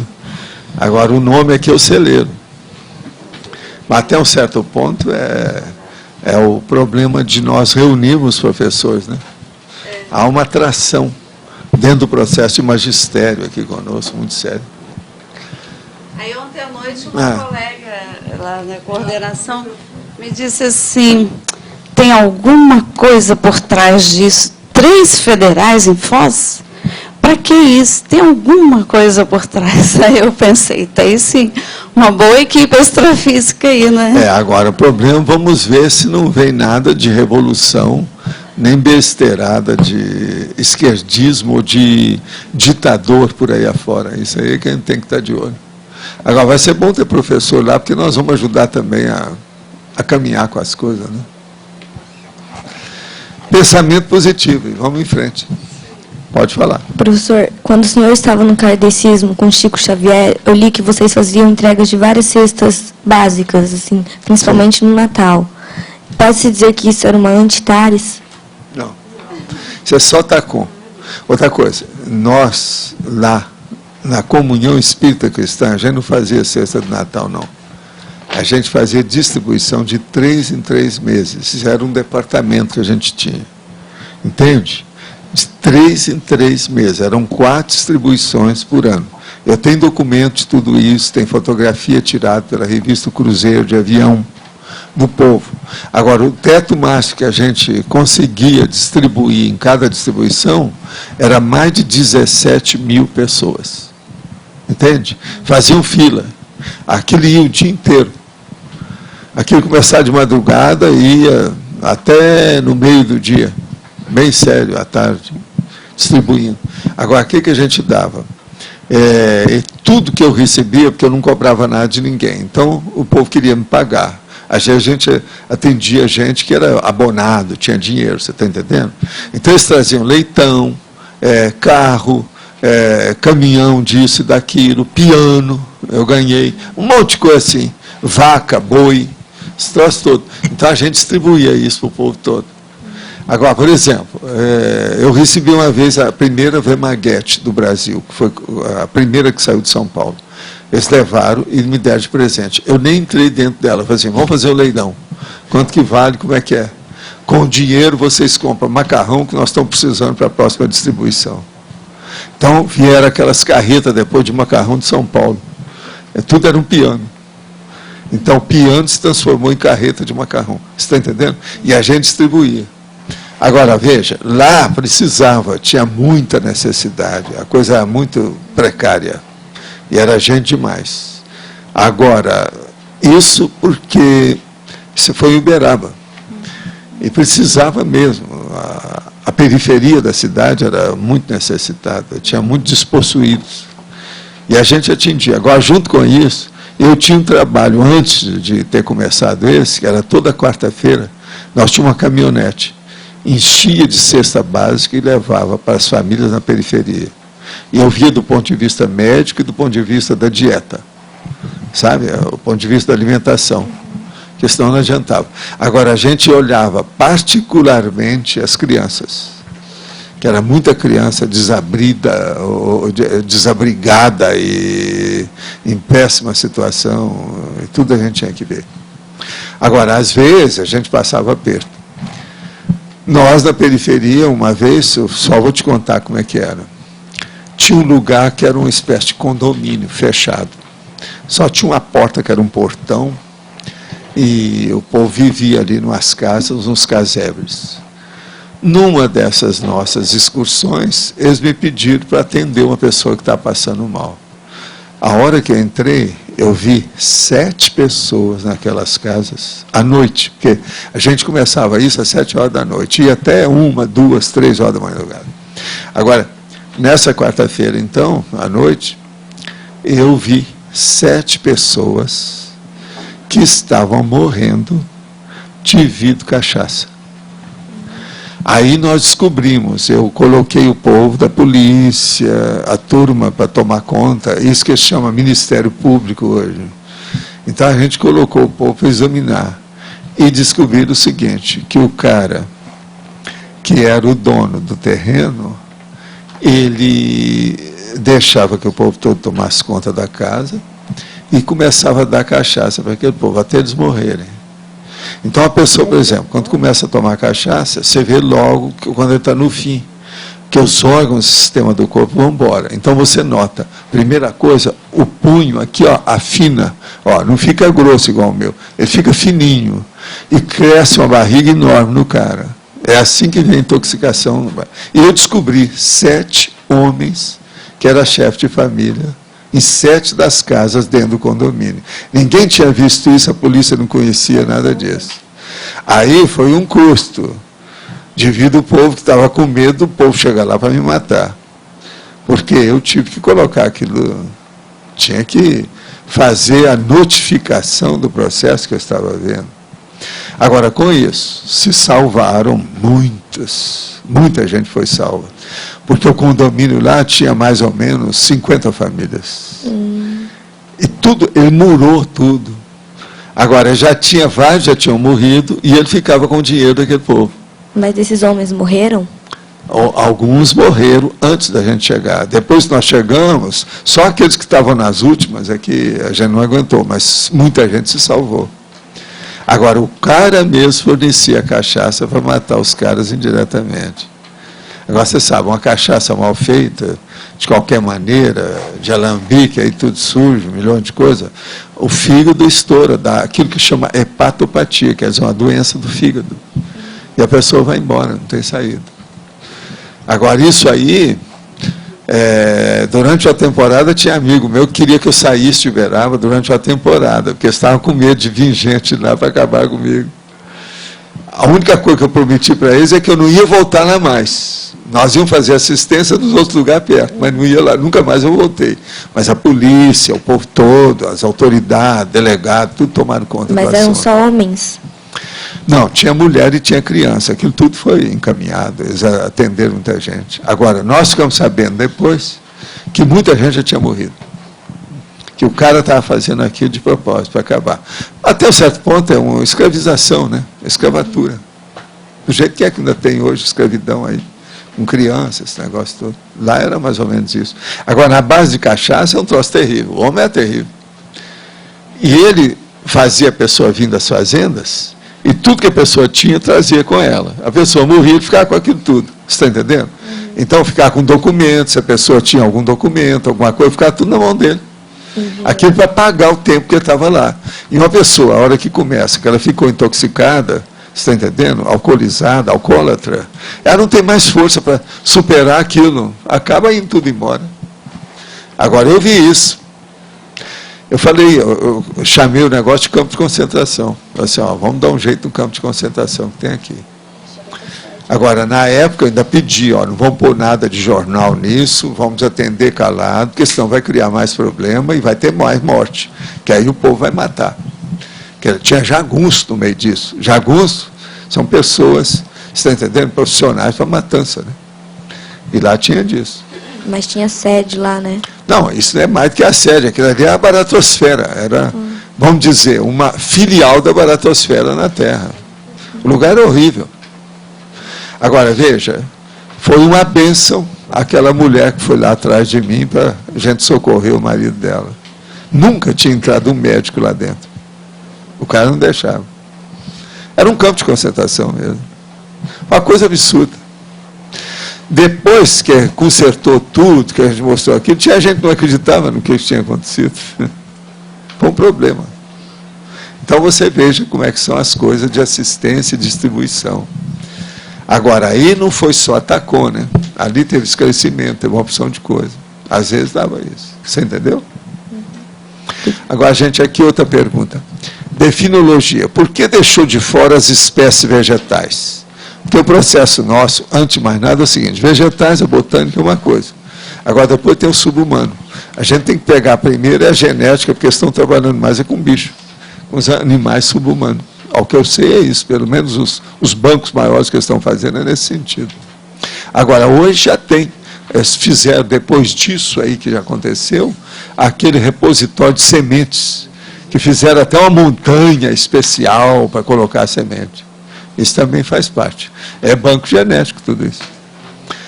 Agora, aos 8 anos de idade, gerei por conta própria, deliberadamente, uma autorretrocognição com o objetivo de avaliar e tratar um comportamento obsessivo. A vivência que se apresentou foi uma dessoma violenta, macro-pecado destrutiva, um acidente por explosão. Pode comentar? Olha, está tudo certo. O problema de explosão faz parte da vida de muita gente por aí afora. Agora, depois que descobrir a pólvora, é muita gente que matou e foi morta. Até hoje isso não acontece. Então, muitas das coisas também que nós temos de retrocognição está nisso. Agora, ó, a primeira coisa, você, não precisa me falar não, eu estou só falando, perguntando para você pensar. Você não mexe com nada de belicismo mais não, né? Se já deu algum tiro na sua vida, abra o olho com isso. Evita o gatilho. Trabalho em consultório com um amigo psiquiatra. Ele tenta negar a realidade extrafísica da consciência. Só que quando a coisa aperta, ele me pede para mandar energia para ele. Tentei falar com ele a respeito das energias, mas não aceita. Como é que eu posso ajudar esse cara de fato? Olha, o melhor que você faz, esse aqui é o meu amigo que cuida dessas coisas. O melhor que você faz é o seguinte: pega uns livros nossos aí que você conhece e dá para ele. E fala com ele que ele é uma pessoa aberta, que estuda muito, para ele ler esses livros que você dá, para ele fazer uma crítica severa dos livros. E aí a gente vê o que faz para ajudar. Uma outra coisa, como equilibrar bem a autenticidade e não fazer estupro evolutivo, especialmente dentro da família? A primeira coisa é o seguinte: que aconteça o melhor para todos. Vamos ajudar tudo que a gente puder, de uma maneira que o povo pode chamar até de poliana, não faz mal, vai em frente. Esse é o caminho que você pode ajudar. Às vezes é a melhor saída, quando o processo é de família. Há como se aferir o quanto, em média, se traz da paragenética em uma ressoma? Sim, depende da pessoa. Mas, por exemplo, uma das coisas que você pode examinar é o seguinte: compare você com seus irmãos, com as suas tias, com seus tios, seus primos, e vê que diferença que você tem em matéria de manifestação, não só do corpo humano, como do ponto de vista intelectual, emocional, as coisas que você faz, profissional. Se você vê que tem uma diferença muito grande, veja se isso foi dessa vida, porque a família já está tudo ali naquela linha, ou se é uma coisa que transcende isso. Isso aí vale a pena pensar. É coisa mais séria. Agora, uma outra aqui. Tenho 16 anos, eu já fiz curso sobre a conscienciologia e conheço o tema. Tenho um intelectual bem desenvolvido, tem intelecto aqui, né? Isso aqui está errado. Bem desenvolvido, falo 4 idiomas, vivo nos Estados Unidos há 6 anos, mas já faz um tempo que estou meio perdida. Essa moça mora em New Jersey. Não consigo me concentrar nos meus estudos e só fico pensando em coisas que não são produtivas. Gostaria de saber como é que eu posso canalizar minhas energias em coisas produtivas, como nos meus estudos, definir minha carreira e formar minha personalidade.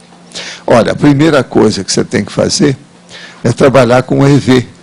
Como você já tem curso de Conscienciologia, você sabe o que é isso. Em New York, New Jersey, eu mesmo já dei curso aí sobre esse assunto. Agora, então, é o EV. E você exteriorizar o EV e arranjar um tema básico para você debater com você mesma. E procurar cortar todo tipo de devaneio. Olha, New Jersey, os Estados Unidos em si, tem muita diversificação de sedução de tudo quanto é jeito e envolvimento. Procure esquecer e ver uma coisa só, o tempo todo. Quando você sair, vai lá para Barnes & Nobles e faz um escritório só de estudo. E não vai ler nada que seja de moda, que seja revista de novidade ou qualquer coisa. Procure só ficar no essencial técnico. Isso vai fazer com que o seu intelecto tome conta do processo instintivo das suas emoções. Tem que lembrar o seguinte,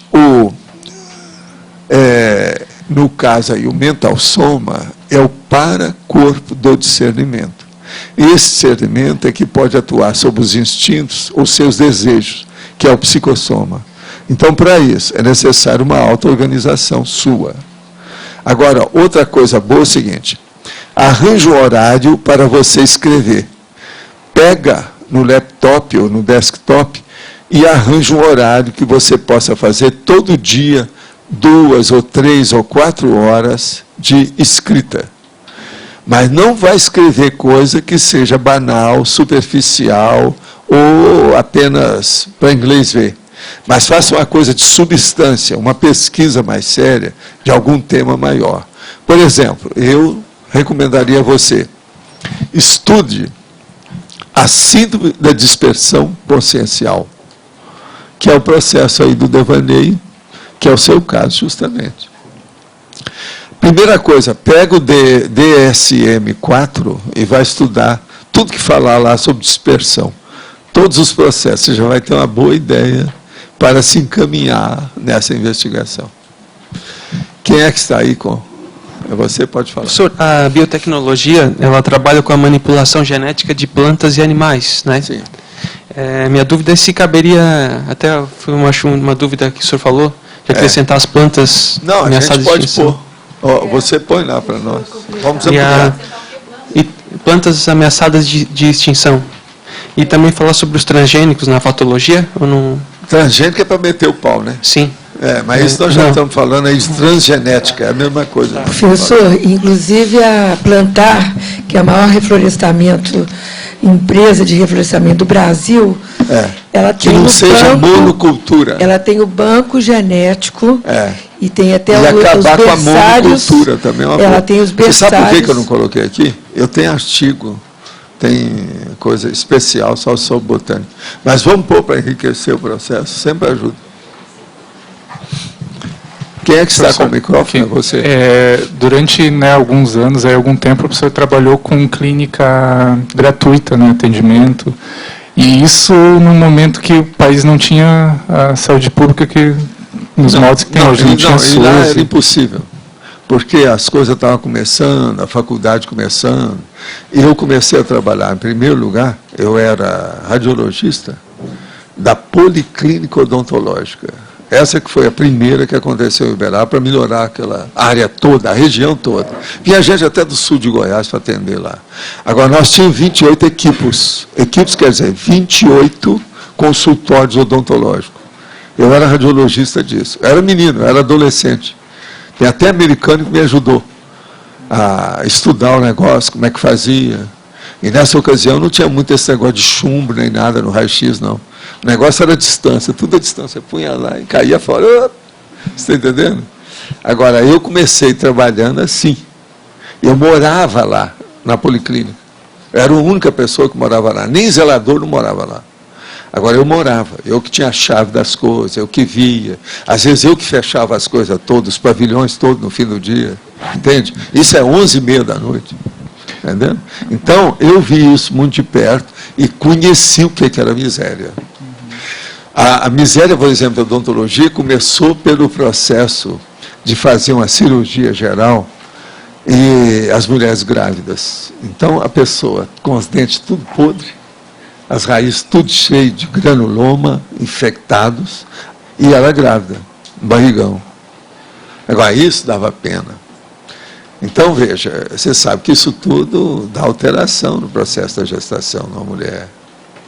Agora, o que a gente... É tanto que, em matéria de cirurgia na minha vida, o que eu fiz mais foi mais isso.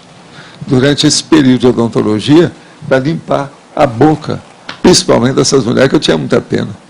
Você está entendendo? É que assim, eu estou procurando tentar entender... O nome da cirurgia é alveolotomia. Eu fiz muitas alveolotomias.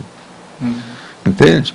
Tem mulher que às vezes dá para fazer embaixo e em cima, as duas arcadas. Às vezes não dava.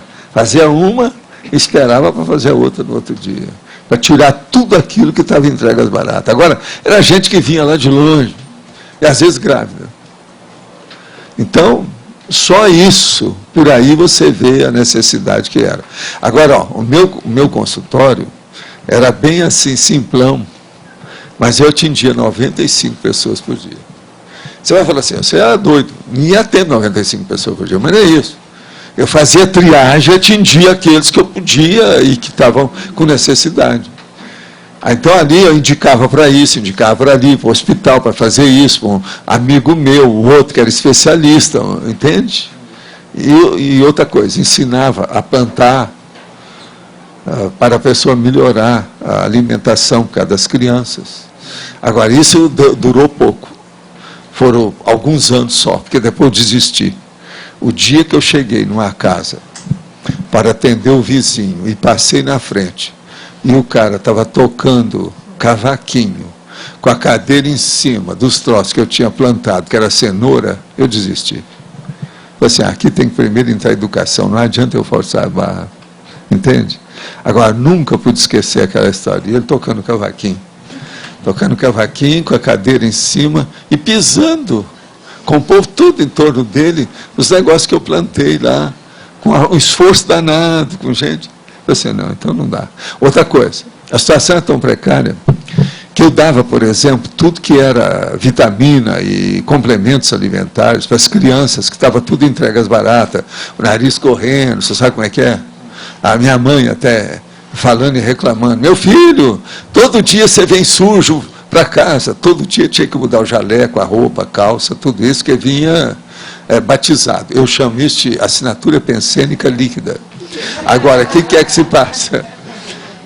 A situação era precária pelo seguinte, eu dava os remédios novos, tudo arrumadinho, bonitinho. Aí, passava uma temporada, tinha gente então que juntava aqueles remédios, não dava para as crianças e vinha vender para nós, para a nossa farmácia. Então, eu mais o enfermeiro começamos a marcar os remédios que a gente dava. Tinham as marcas, para acabar com o processo da venda. Agora, veja, isso é a natureza humana. Olha a pobreza que era. O cara viu um remédio daquele, não, eu não posso abrir isso que deve valer muito dinheiro. Chegava na farmácia e perguntava, quanto custa isso? Pronto. Aí ele queria vender o negócio mais barato. Não é incrível você pensar uma coisa dessa? Agora, tudo, você nem calcula o que é que eu passei nesse negócio todo. Agora, tudo é tacom. Agora, hoje não, a situação lá está muito melhor, as faculdades vieram, a medicina depois andou consertando mais ainda, junto com a odontologia, entende? Isso melhorou muito a área. É isso que eu queria entender mais, porque eu estou procurando aprofundar a questão da assistência na medicina. E eu trabalho com saúde pública já há quase 5 anos. Eu fiz, logo que eu me formei em odontologia, eu entrei na medicina.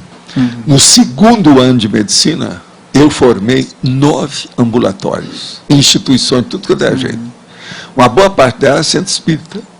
Então a gente fazia uma farmácia, e eu arranjava acadêmico junto com o professor ou o médico para atender junto com a gente. Nesses 9 lá, eu trabalhei em 3, assistindo os outros. Fiz uma opção de investigação, de experiência, tal, com um monte de gente. Agora, era muita gente que precisava de assistência. O negócio não era fácil. Pois é, e hoje em dia ainda tem, a gente vê que tem muita gente que precisa de assistência, mas vou falar do que eu conheço mais. Nas áreas onde tem o programa de saúde da família, por exemplo, você mapeia aquela região, então as pessoas sabem quem está lá, e isso facilitou muito o acesso das pessoas. E às vezes fica a dúvida assim, hoje quanto que eu abro esse acesso... Hoje tem uma coisa pior do que na minha época. Minha época era pior do ponto de vista geral, devido à deficiência da saúde, mas hoje tem uma coisa pior, que é o tóxico. O tóxico está acabando com o Brasil, né? Com o mundo, né? Em muita coisa. Isso aí é pior do que tudo que acontecia na minha terra. Por exemplo, no meu caso, o maior que havia, desse caso tipo da cachaça que eu estou falando para você, que era o alcoolismo. Mas hoje a cocaína, o crack, por exemplo, mata a pessoa em muito pouco tempo. A pessoa nem chega na meia-idade, morre logo. E isso é que é duro. E outra coisa, morre tudo, às vezes, não é por causa do tóxico, por causa da bala. Olha o que tem. Quantos jovens se matam nessa região aqui da fronteira. É incrível isso aí. Tudo na periferia. Então, isso aí é que precisava. Então, ó, minha conclusão é a mesma. Eu, por exemplo, quando eu fui para o Rio, que deixei Uberaba, em 1966, eu comecei a atender 2 favelas, como médico. A favela da Catacumba e a favela da Rocinha. Trabalhei lá há muito tempo como médico. Mas chegou um dia que eu fui visitar uma das casas da favela da Rocinha e vi que as pessoas lá tinham mais eletrodoméstico que eu em Ipanema. Então, assim, ó, tem alguma coisa errada aqui. Tem alguma coisa errada. Então, a mesma coisa que aconteceu em Uberaba, eu vi acontecer no Rio. E hoje eu vejo acontecer aqui. Só tem uma saída para isso. Só uma. Não existe outra. Educação. Agora, hoje eu nem falo mais em educação. Eu falo em reeducação. Porque o troço piorou tudo. Hoje, para fazer educação, tem que, primeiro, educar a administração do educandário, os administradores, ou donos, ou qualquer coisa, se é indústria da educação. Educar depois o corpo docente, que são os professores. E, último, educar os alunos. Então, o negócio tem que vir de cima para baixo, não tem outra saída. Piorou tudo no Brasil, por causa da falta de educação. Então, o que eu vejo, a saída toda é educar, educar, educar, não tem saída. Agora, por exemplo, eu quero te dizer, eu trabalho com essas coisas todas, faço hoje essa tertúlia, a gente hoje tem até esse processo no online, mas minha consciência é tranquila. O que eu já fiz de tacon na minha vida foi para poder fazer atalhos hoje. Entendeu? Eu sou tranquilo dentro de mim. Eu paguei meu pedágio. Está entendendo? Para chegar aqui. Deixa eu deixar mais clara a minha dúvida assim. Eu fico num questionamento, que ao mesmo tempo que a gente pensa em facilitar o acesso das pessoas à consulta, no caso da consulta médica, por outro lado, chega muita gente lá para mim que não tem exatamente não é uma necessidade. Assim, às vezes a pessoa consulta 2, 3 vezes na semana, ou todo mês está lá. Não, porque tem a mania, né? A hipocondria. E daí a gente fica assim, o quanto que eu facilitar o acesso para essa pessoa, não estou sendo às vezes até conivente com ela ficar nesse ciclo. É você usar o processo humano, conversar com a pessoa, dialogar, a dialética. Isso é que é o ideal. E às vezes você pode chegar até no impacto-terapia, com jeito. Tem que ter muita diplomacia para isso. Para você não receber um tiro na testa. Porque com o povo aí tem que ser sábio, tem que ter cuidado. Mas agora, o processo é expor o que é mais produtivo, o que é mais vantajoso.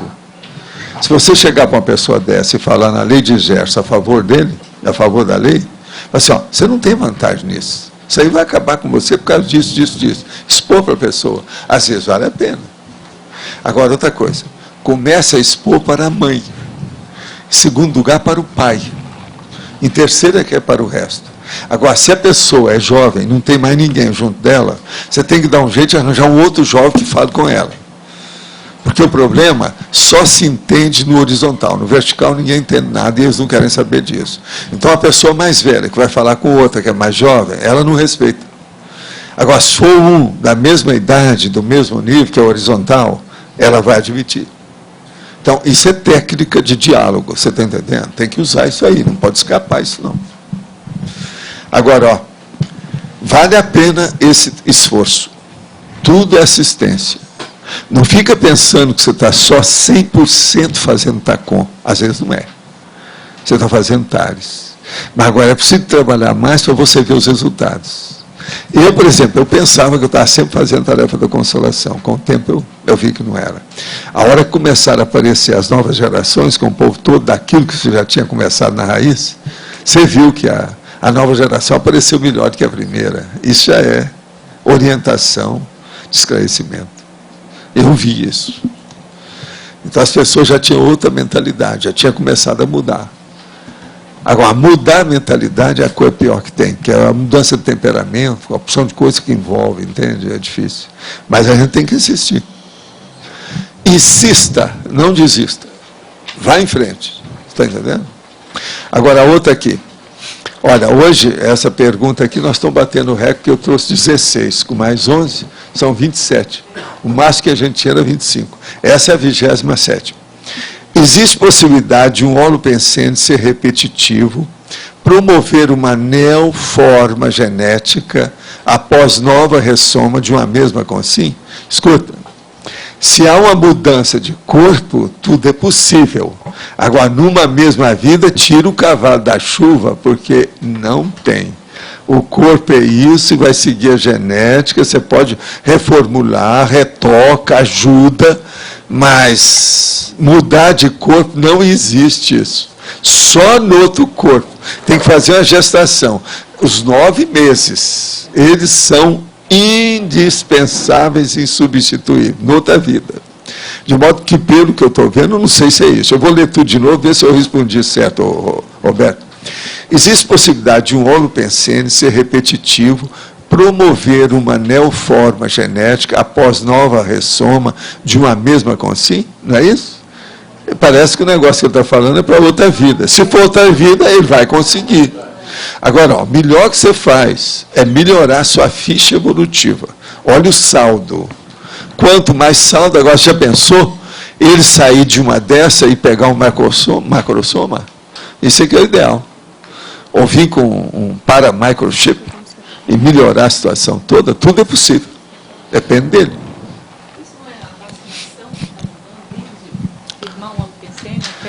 Até um certo ponto é isso.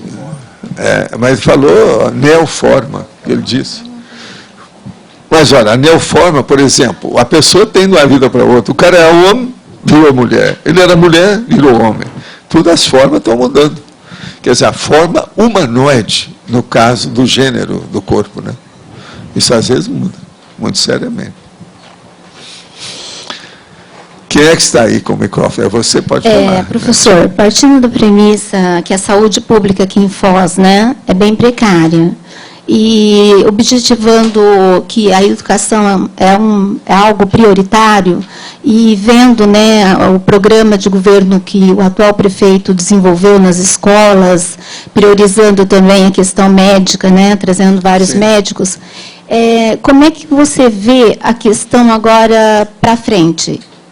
Porque... Olha, eu acho que está difícil agora em Foz, seja o prefeito que entrar, ou a nova gestão, ou qualquer coisa, de mudar o processo da educação aqui.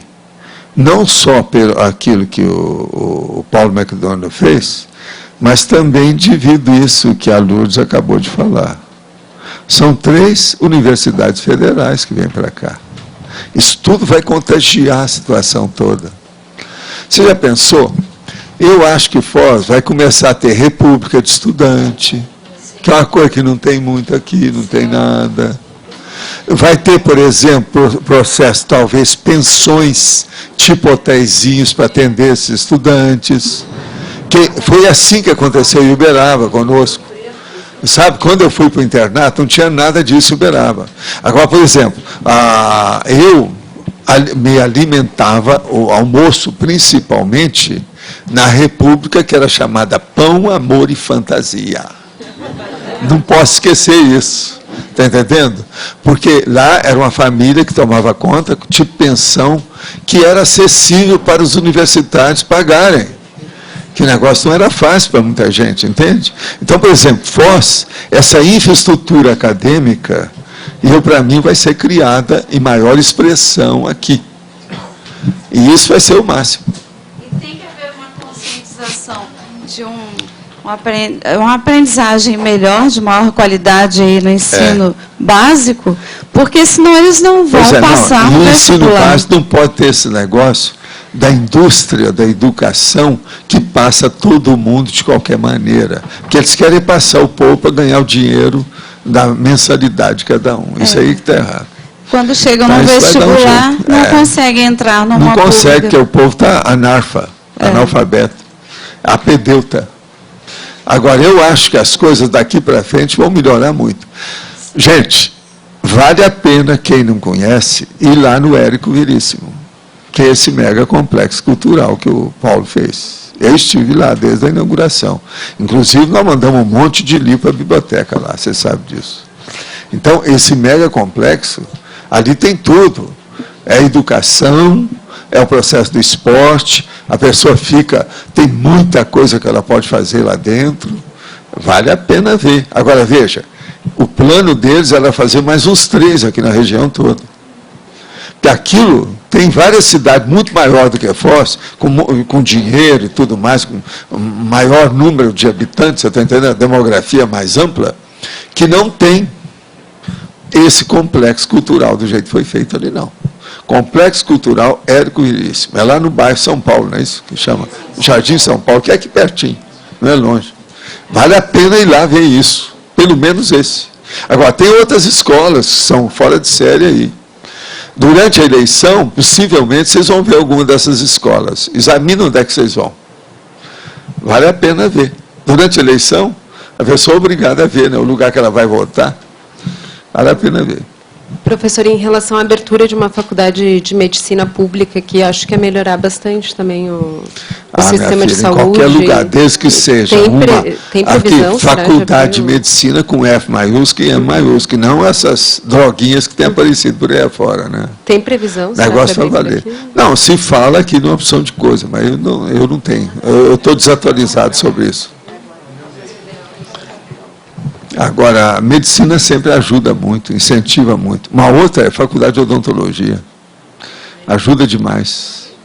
Devido ao processo do problema básico.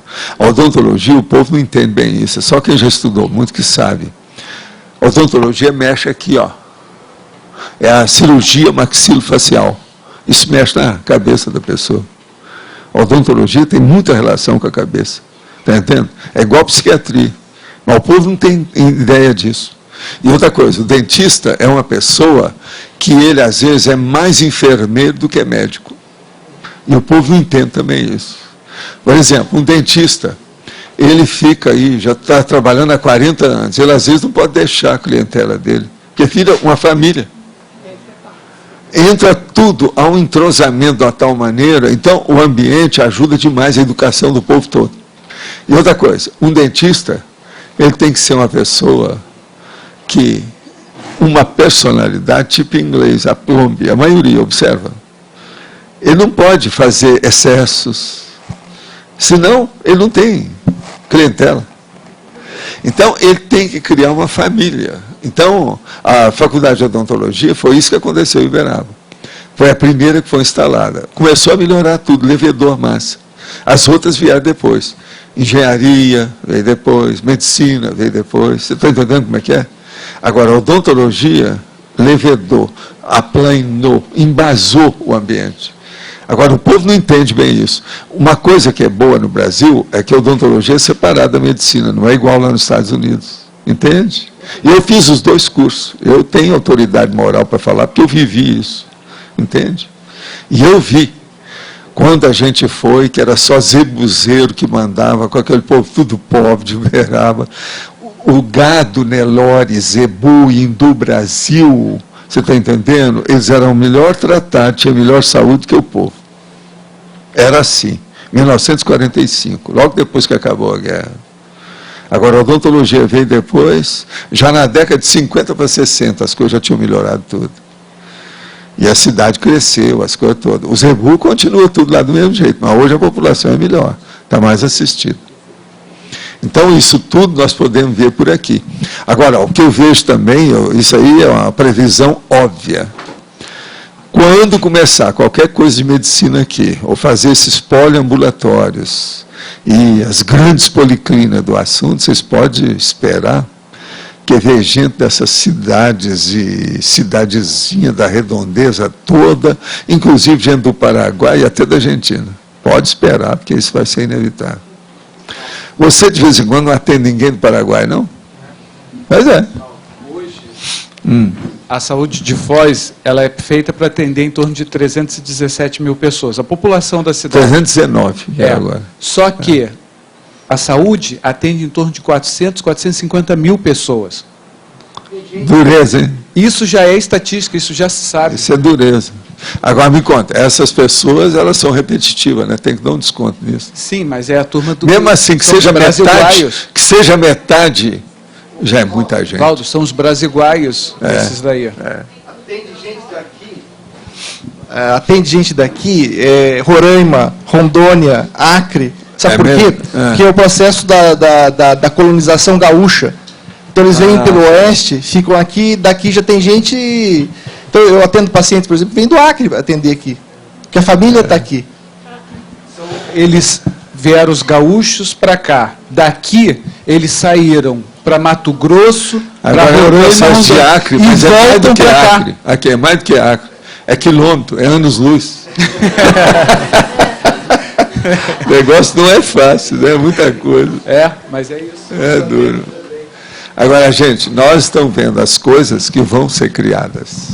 Vocês observam essa próxima década, o que vai acontecer nessa cidade. Isso é inevitável. Quando nós viemos aqui em 95, faz 13 anos, eu falei as coisas. Ninguém admitiu nada que eu falei. Hoje todo mundo me respeita, fala baixo comigo, não está me chamando de visionário mais, nem que eu sou louco, nem que eu sou um furacão.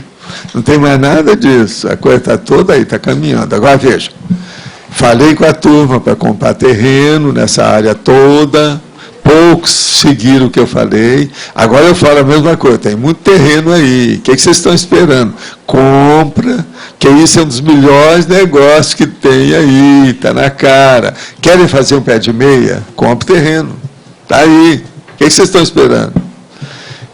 Olha bem a aplicação disso. Eu estou dando aqui a minha consulta econômico-financeira, não estou cobrando nada. Vale a pena pensar. Outros fizeram isso quando eu falei desde 95. Melhoraram a vida. E é isso que interessa aqui, né? Nós temos que chegar no ponto que você tem a pé de meia para você ter tempo para fazer o que você bem entender. É melhor.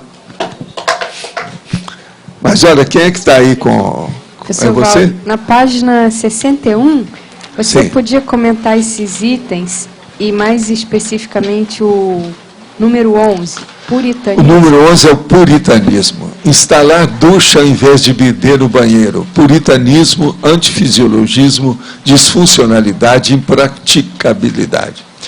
Vocês sabiam que nos Estados Unidos, raramente você vai encontrar um bidê, né? Que o bidê foi inventado pelos franceses. Agora, se tem navio transatlântico, às vezes tem bidê. Agora, o bidê, quando é transatlântico para fazer farra, é chamado de bidê flutuante, o transatlântico. Então, vocês estão começando a entender, eu preciso explicar mais? Eu acho que não precisa. Então, agora vocês vão ver o seguinte, as pessoas não usam o bidê, mas o bidê, ele é muito sério. Evita, por exemplo, uma porção de condições. Uma das mais sérias é a hemorroida. Agora, veja, uma pessoa que usa a ducha, ela faz mais ou menos a mesma coisa, mas não é tão prático, nem objetivo. Porque geralmente molha mais, faz a opção de coisa, ajuda, mas não resolve. Por isso que dispensar o bidê, que é uma coisa que foi descoberta há muito tempo, eu considero como sendo besteira. A mesma coisa aqui, ó, eu falo aqui de outras coisas. O 10, por exemplo, impraticabilidade. Usar os pauzinhos chineses, sendo que tem garfo e colher nas refeições. Isso é um idiotismo cultural da China. É disfuncional, é impraticável. Então, vamos entender o que é a disfuncionalidade. Na questão aqui genética, essas coisas são muito importantes na evolução. O que é funcional? O que é fisiológico? O que é disfuncional? Agora, ó, antidiscernimento. Exaltar o diabo e o inferno é a defesa do indefensável e da irracionalidade, é uma burrice. Antissomática. Usar de modo habitual a banheira ao invés do chuveiro. Isso é da antissomática, a insalubridade, a antifisiologia. O banheiro é antifisiológico. A água fica suja. Uma mulher, por exemplo, entre as pernas, ela tem 7 reentrâncias. Aquilo não limpa nada. Tem muita mulher que vai ao banheiro e depois fica com alguma coisa no ouvido, no olho, no nariz. Veio de onde? Veio da virilha. Gente, eu sou médico faz muitos anos, né? Essas coisas todas eu já vi. Outra coisa, eu comecei, como eu estou falando, lá no fim do mundo. Pior do que favela.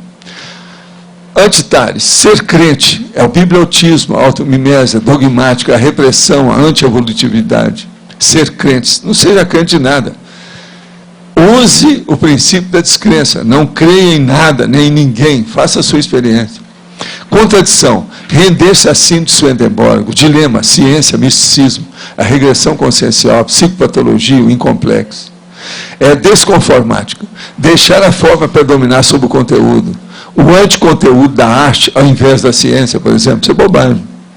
Despriorização, dar preferência inversa à teoria, 99%, ao invés da vivência, que é 1% só. Isso é irracionalidade, despriorização, antiterrática, alienação. Desverbação, exibir no dia a dia incompatibilidade entre as próprias falas e ações. É a anticonfrontação egóica, autocorrupção, imaturidade, autoassédio, antiverbação. Disfuncionalidade, inculcar a pobreza franciscana e o voto de pobreza. Autodesapego, demagogia, primarismo, disfuncionalidade. Nós temos que procurar